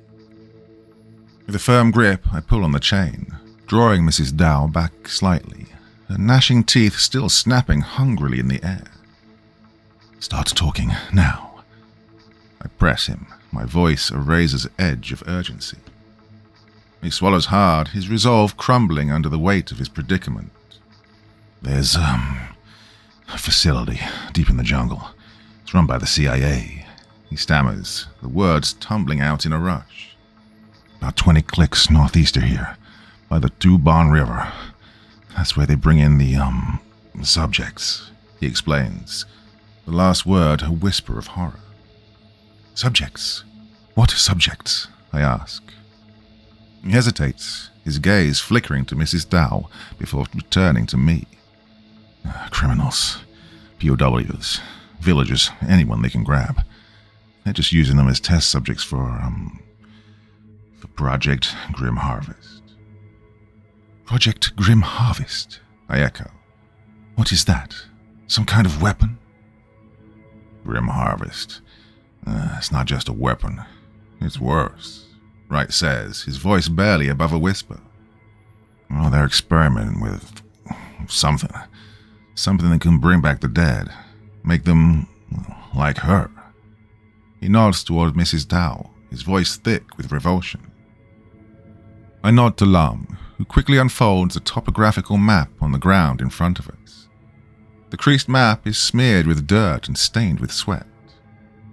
I drag Wright's chair closer, positioning him over the map.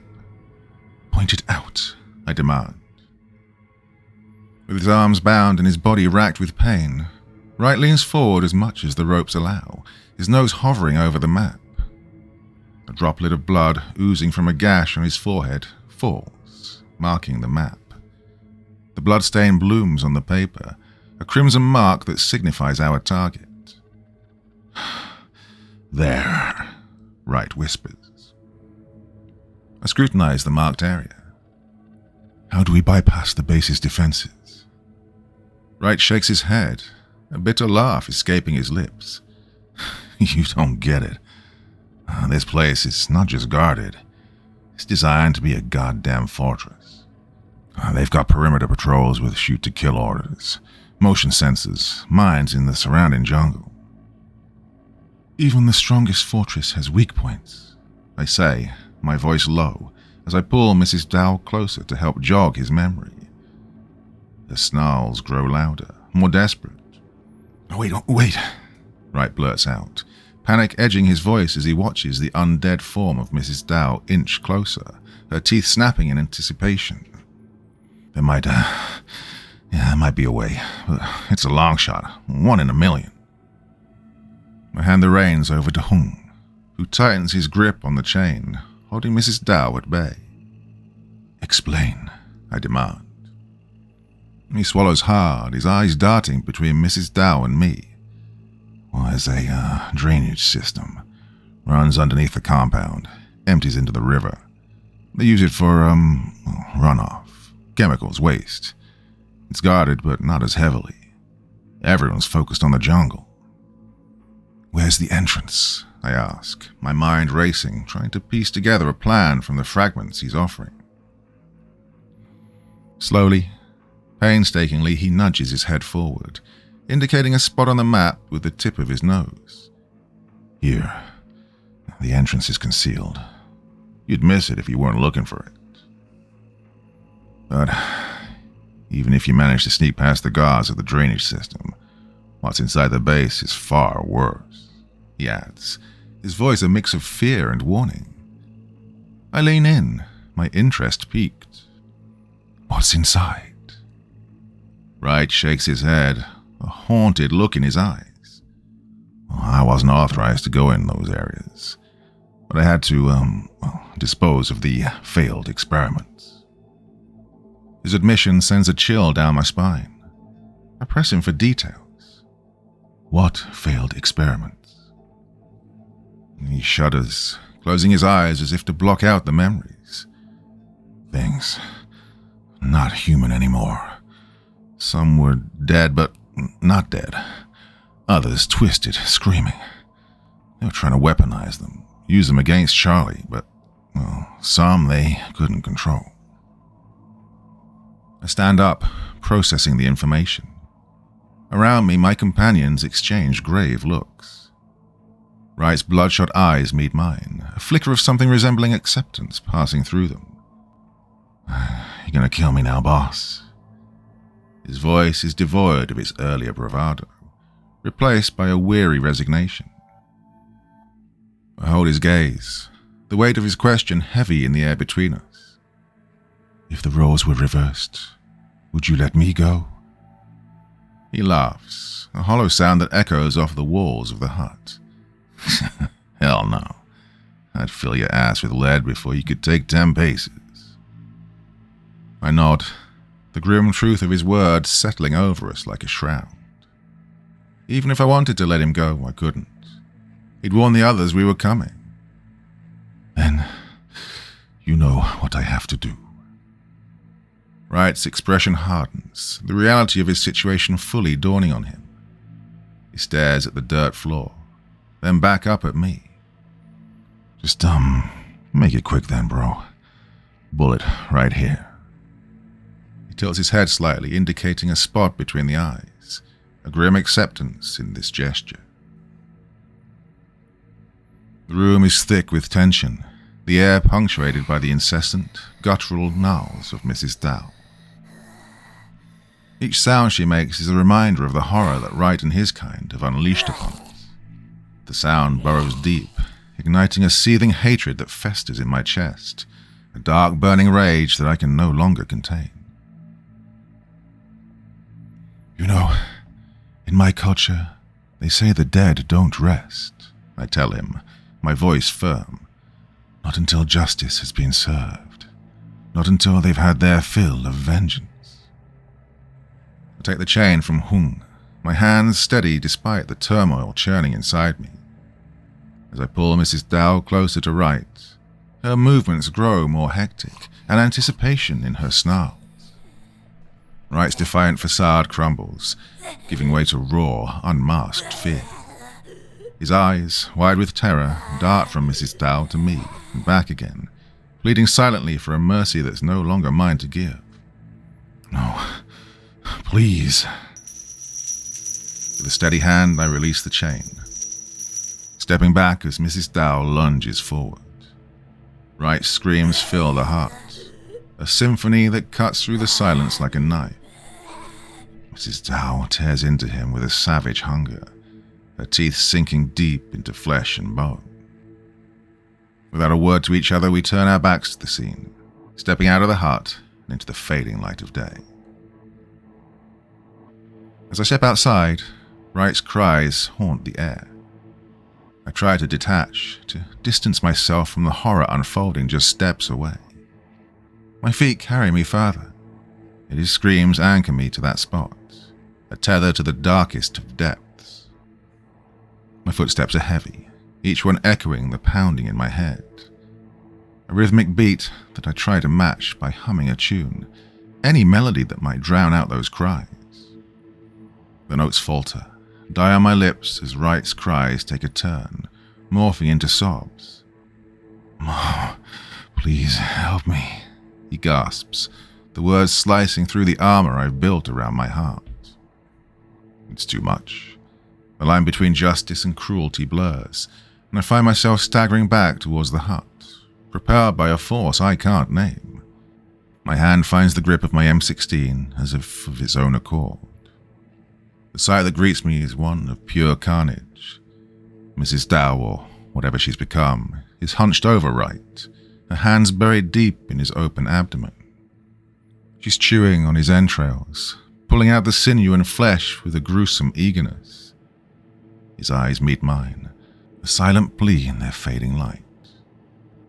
I raise my weapon, my hand steady despite the chaos of my thoughts. With a breath that feels like it carries the weight of the world, I squeeze the trigger. The bullet finds its mark, piercing through his skull. The impact is instantaneous. Mrs. Tao continues her macabre feast, oblivious to her meal's death. The rifle shifts towards her, the sight aligned with her head. My finger hesitates on the trigger. Just don't have it in me to shoot her. Then, without warning, a gunshot pierces the air, sharp and definitive. Mrs. Dow's head explodes in a shower of viscous black fluid, her body slumping lifelessly atop Wright's. I whirl around, my heart racing, to find Duyette standing behind me, her rifle smoking. Tears carve tracks through the dirt and blood on her face. The rifle slips from her fingers, clattering to the ground as her hands cover her face. I move towards her, closing the distance with a few quick steps. Wrapping my arms around her, I pull her into a tight embrace. She collapses against me, her body racked with sobs. Her grief presses down on us both. "I couldn't let her. I couldn't," she whispers between sobs. I know. I hush her, rocking her in my arms.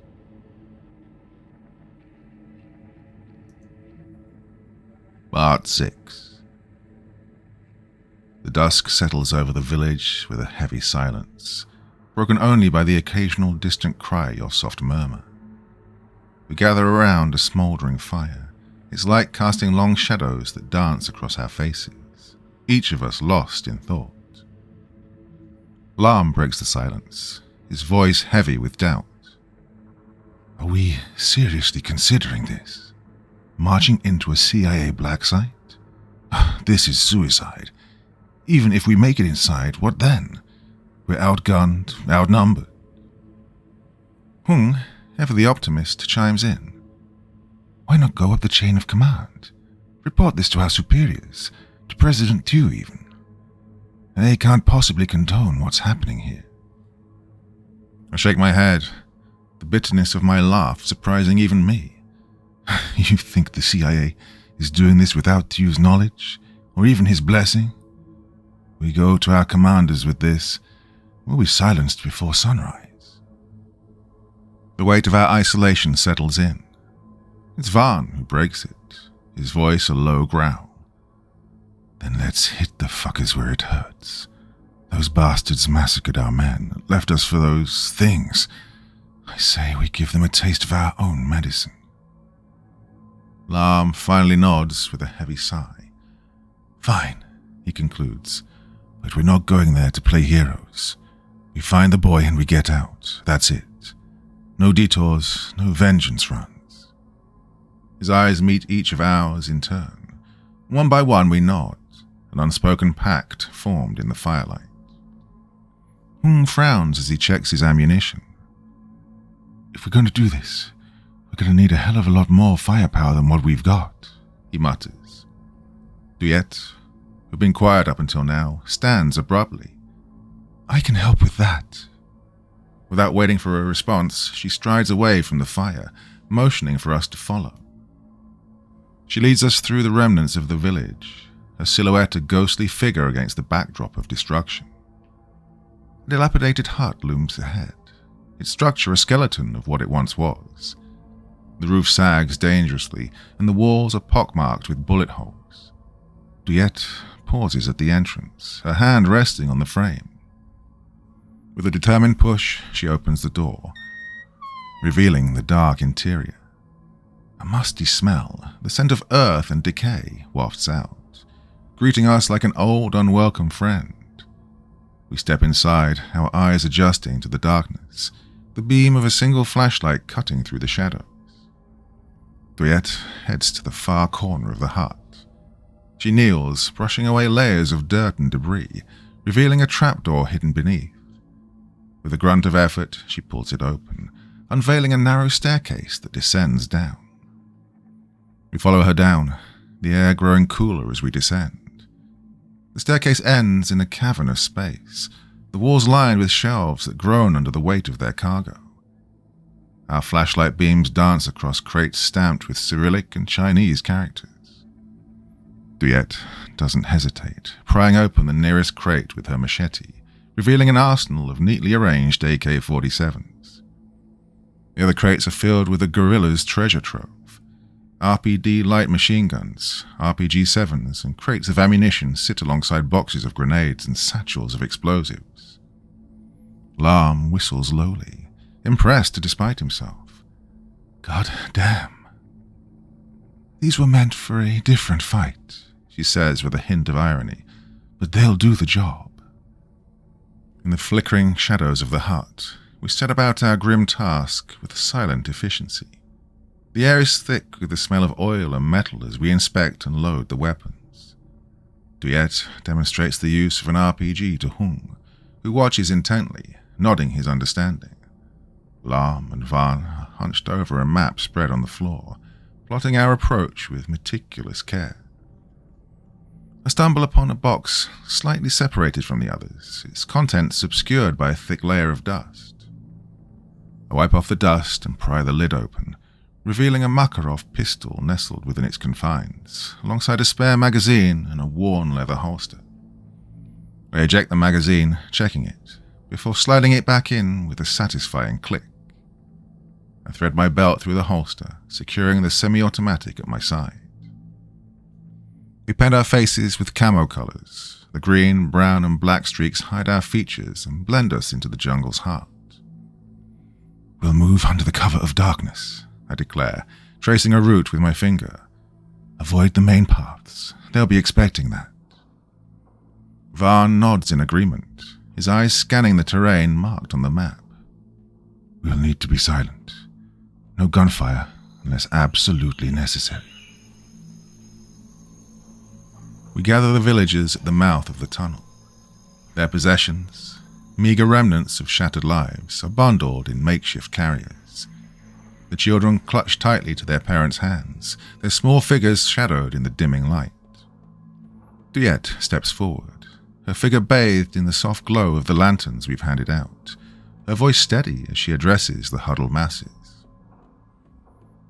Going to do everything we can to bring Luke and to put an end to this horror, she says, her eyes reflecting the flicker of the lantern light. But if we don't return in 48 hours, I need you to head to Moisson. The village is a day's trek to the west. It's your best chance at finding safety. Under the cover of a moonless night, we set off towards the heart of darkness. The jungle around us is alive with unseen creatures, their eyes glinting in the darkness, watching our every move. We can almost feel the presence of the undead, lurking just beyond our sight, drawn by the scent of the living. The soft murmur of the Toulbon River guides our path. As we draw closer to the drainage system, I signal for a halt, crouching low behind a thicket, the rest of the team mirroring my actions. Through my binoculars, the drainage system looms ahead, its entrance obscured by overgrown foliage, a dark maw waiting to swallow us whole. A lone guard tower stands sentinel over the entrance, its silhouette stark against the starlit sky. The solitary figure of a sentry, manning a .50 caliber machine gun, is visible. His posture is relaxed, unaware of the eyes trained on him from the shadows. Duyet slips forward with her scoped SKS in hand. She finds her position, a natural hollow that offers both a clear line of sight and camouflage. She settles in, her breathing controlled, waiting for the right moment. The distant thrum of a CH-47 Chinook approaches, its heavy blades cutting through the air with a sound like rolling thunder. Duyet's eyes narrow, her focus absolute as she aligns her sight with the oblivious sentry. As the Chinook flies overhead, its noise overwhelming the jungle's nocturnal chorus, she exhales and squeezes the trigger. The shot is muffled by the helicopter's roar. The sentry collapses without a sound, his body slumping in the tower, unseen and unheard. We fan out, shadows melding with the darkness. Our movements are spectres on the wind. Varn moves with a predator's grace, his steps barely disturbing the underbrush as he advances towards a small outpost, a flicker of light betraying the presence of another sentry. The guard is a young man lost in the monotony of his watch. Unaware, he steps outside, a cigarette dangling from his lips. Varn waits, patient as stone, until the guard's back is turned. With a swift motion, he closes the distance, his hand clamping over the guard's mouth, stifling any cry as his other hand drives a combat knife deep into the sentry's chest. Varn's blade finds its mark again and again. The guard collapses, his blood a dark stain on the earth.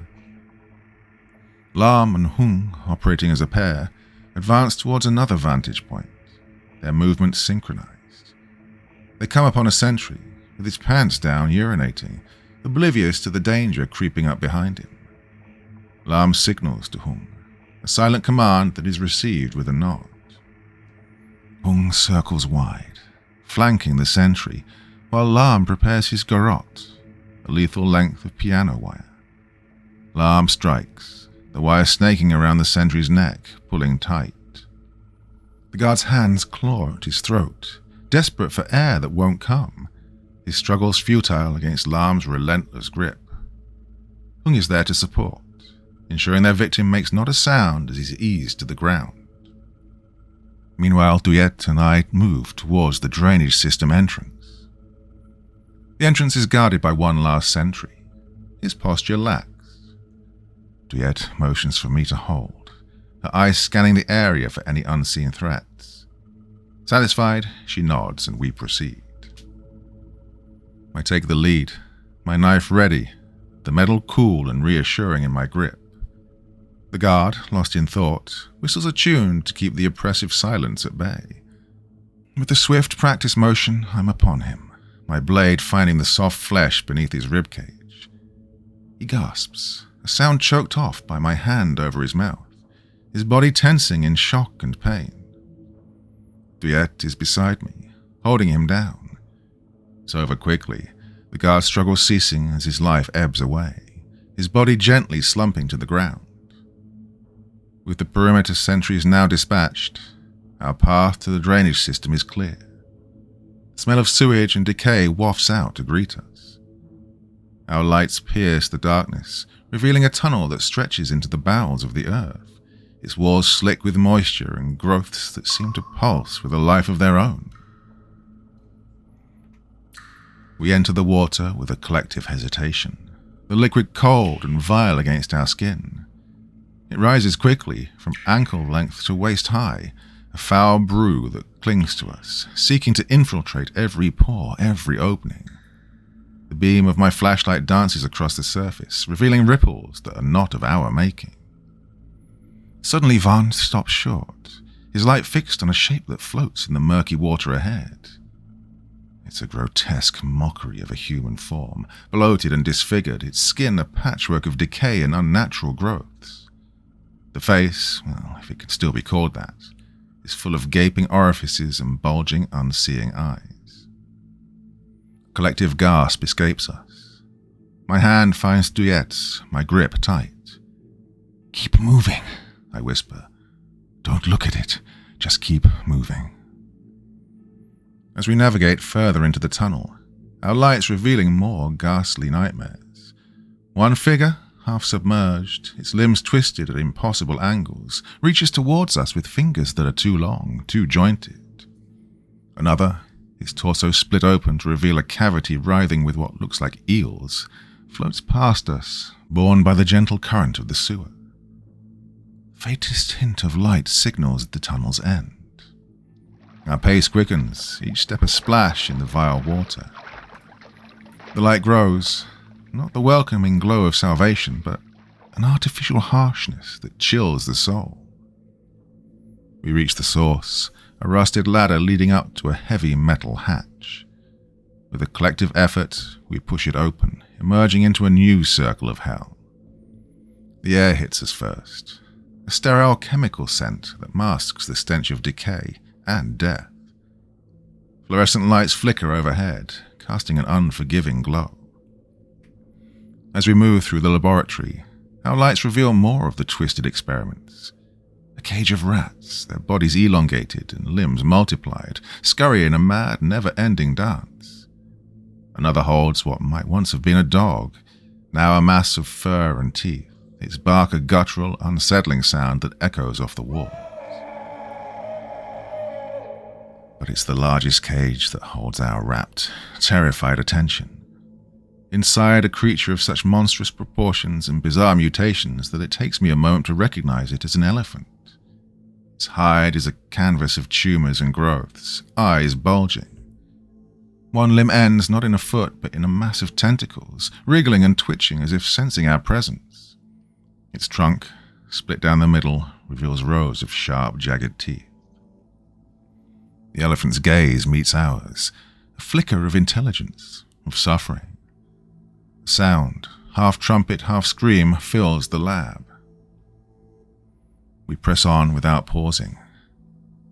The hallway leads to a heavy steel door, its surface marred by scratches.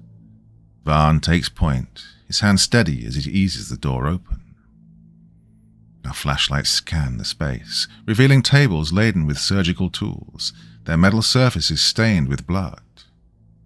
In the center of the room, suspended from chains that dig cruelly into its flesh, is a figure so grotesquely transformed that it's barely human anymore. The man's ribs are splayed open like the wings of a macabre angel, his internal organs exposed to the stale air of the lab. Among the viscera, a heart beats with a steady, haunting rhythm. The figure's tongue and lower jaw are missing, leaving a gaping chasm that silently screams of unspeakable agony. His eyes are hidden behind blood-soaked blindfolds.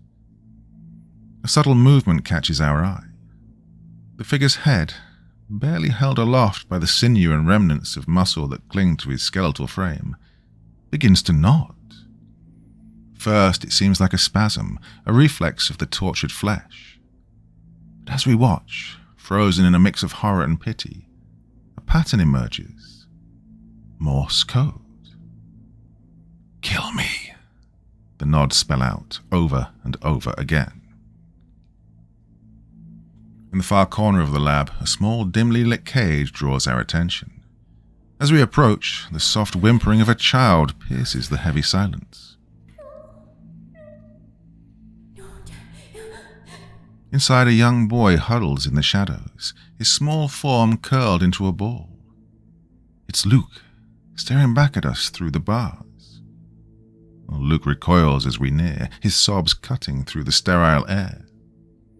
Douillette steps forward, her expression softening as she kneels before the cage.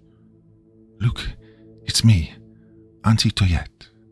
We're here to take you home," she says, her words soothing, patient.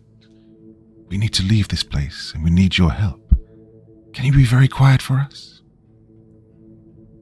I notice that the walls of his cage are covered with crude drawings, the shaky lines of a child's hand depicting scenes of unimaginable horror. Among them, one drawing stands out, a figure with a disturbingly wide smile, his eyes empty circles that seem to follow us as we move. Luke sees what I'm looking at and whispers, his voice trembling. The smiling man. He comes at night. Lam's urgent whisper tears me away from the chilling drawing. We need to get Luke out of here now. I assess the lock on Luke's cage, a heavy-duty padlock beyond our means to pick. The sudden clamour from the adjacent room heightens our urgency. A voice, cold and authoritative, cuts through. Destroy everything. Check the labs. Every subject must be eliminated. Leave no evidence of Project Grim Harvest. Hung moves closer to the door and peeks a glimpse through. He turns back to us, signalling with his hand. 3 fingers up, then a fist, indicating at least 30 hostiles moving our way. The lab is suddenly alive with the sound of gunfire as the soldiers start executing the test subjects. As the clamor of gunfire grows closer, I motion to the team to find cover. The screams of the dying, the sound of bodies hitting the floor, echo in our ears as we press ourselves into the shadows, our breaths held, our weapons clutched in anticipation. The door bursts open, and a group of soldiers, their boots thudding against the tiled floor, storm into the room. They sweep the area, rifles at the ready, their eyes missing our hidden forms by mere centimeters. Behind them, a meek-looking man in a blood-stained white lab coat follows, clutching a clipboard to his chest as if it were a lifeline. As the soldiers spread out, methodically checking each corner of the lab, we position ourselves for an ambush. Barnes' hand tightens on the trigger of his RPD, his eyes tracking the soldiers as they move closer, unaware of the storm that awaits them. Beside him, Lam and Hung are statues carved from the shadows. Duyette's gaze meets mine across the cold steel of the autopsy table, her eyes a calm sea. I give the signal, and in unison we unleash hell on them. Barnes' IPD roars to life. The bullets tear through the first line of soldiers, their bodies jerking and collapsing as the rounds find their marks. Lam and Hung follow suit, their AKs barking in short, controlled bursts. The soldiers, caught off guard, scramble for cover, returning fire in a panicked, disorganized fashion. Their shots ricochet off the metal surfaces, sparks dancing in the air like deadly fireflies. Duyette picks off a soldier trying to flank us. I step forward, my AK steady in my hands. Squeezing the trigger, I unleash a volley of bullets towards a soldier aiming at her. The man falls, his rifle clattering to the ground. The man in the lab coat, frozen in shock, watches as his men are cut down one by one. As the last soldier falls, his eyes widen with terror. He turns to flee, only to find me blocking his path. With a swift movement, I knock the clipboard from his grasp, sending papers fluttering like doves in a breeze. He stumbles backward, tripping over the body of a fallen soldier. I grab him by the collar of his lab coat, kicking him to the ground with a thud that knocks the air from his lungs. "Don't shoot me, please," he pleads for mercy. "Open the cage," I command, my voice leaving no room for defiance. His eyes dart from me to the small barred enclosure holding Luke, then to the control panel mounted on the wall nearby. Nodding frantically, he scrambles to his feet. I release my grip, allowing him just enough freedom to move towards the panel. His hand, shaking, hovers over the device, hesitating. "Now," I growl. With a resigned sigh, he presses his palm against the scanner. The panel beeps, a green light blinking in confirmation. A series of clicks echo through the room as the lock on Luke's cage disengages. Duyette rushes to the cage. She swings the door open, crouching to meet Luke's gaze at his level. "It's okay, Luke. You're safe now," she whispers, extending her hand. The boy hesitates for a heartbeat before launching himself into her arms. As Duyette comforts Luke, I turn back to the scientist. "What did you do to him?" I ask, my tone icy. The scientist's voice trembles as he speaks, his gaze not meeting mine. He was part of the control group. He wasn't subjected to the treatments." I narrow my eyes, the anger simmering within me. "Control group? Yeah, he stammers, pushing his glasses up to his nose with a shaky hand. In any experiment, you need a baseline, a group that receives a placebo, just to measure against those that don't. Damn it. What does that mean? I demanded. It means he's unharmed physically, he clarifies. My grip on the scientist tightens, every muscle in my body coiled, ready to execute him on the spot for the horrors he's complicit in. As I draw back my arm, the sound of heavy boots coming freezes me in place. We're cut off from our planned escape route. The scientist, sensing my hesitation, seizes his chance.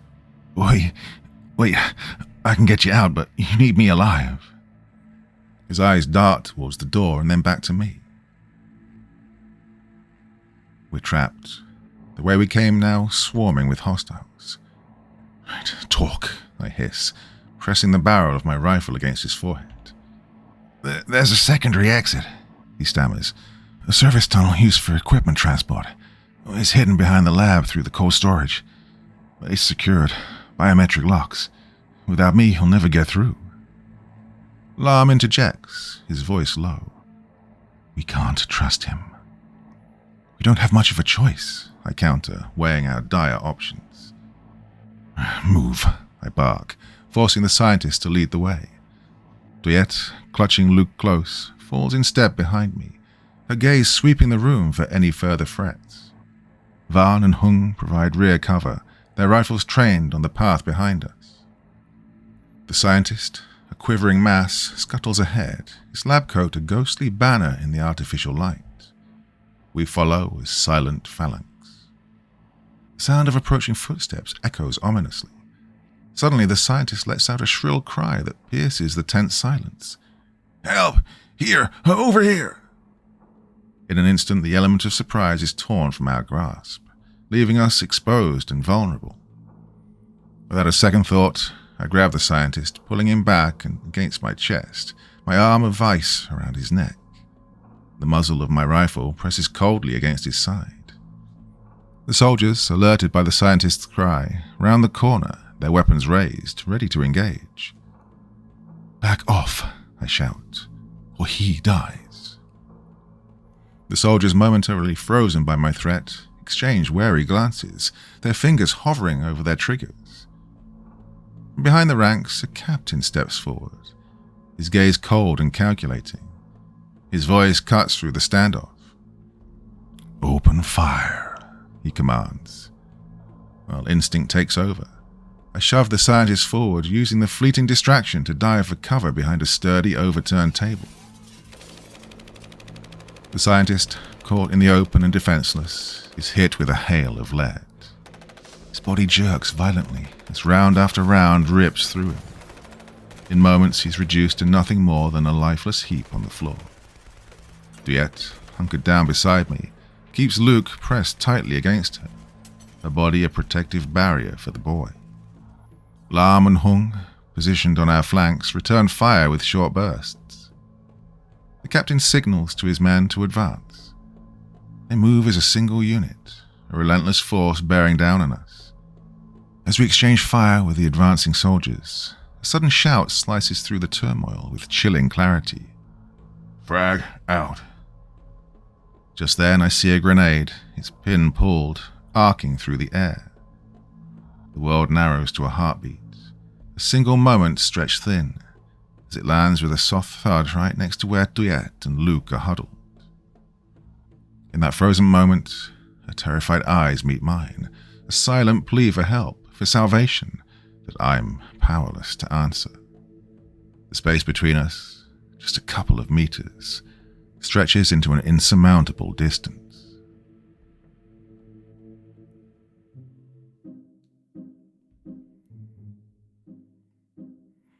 Well, my dear friends, sorry for the gap between the previous video and this one. I had some personal circumstances that took up a bit of time, and this story is quite special to me, so I wanted to wait to be in the right mood to actually, do it, if that makes any sense. Well, anyway, that's the third video. and there's still quite a lot to go. I reckon about another hour and a half of storytelling at least to this one. That will come up, if not next week, in the next couple of weeks. I do want to share the rest of this with you because it is an excellent story. So, tell me what you thought about that episode in the comments section below the video, and as ever, I'll do my best to join in the conversation. That's it for your Sunday evening's entertainment. Back again next week, as always, with loads of new stories for you. Till then, my dear friends, very, very sweet dreams, and bye-bye.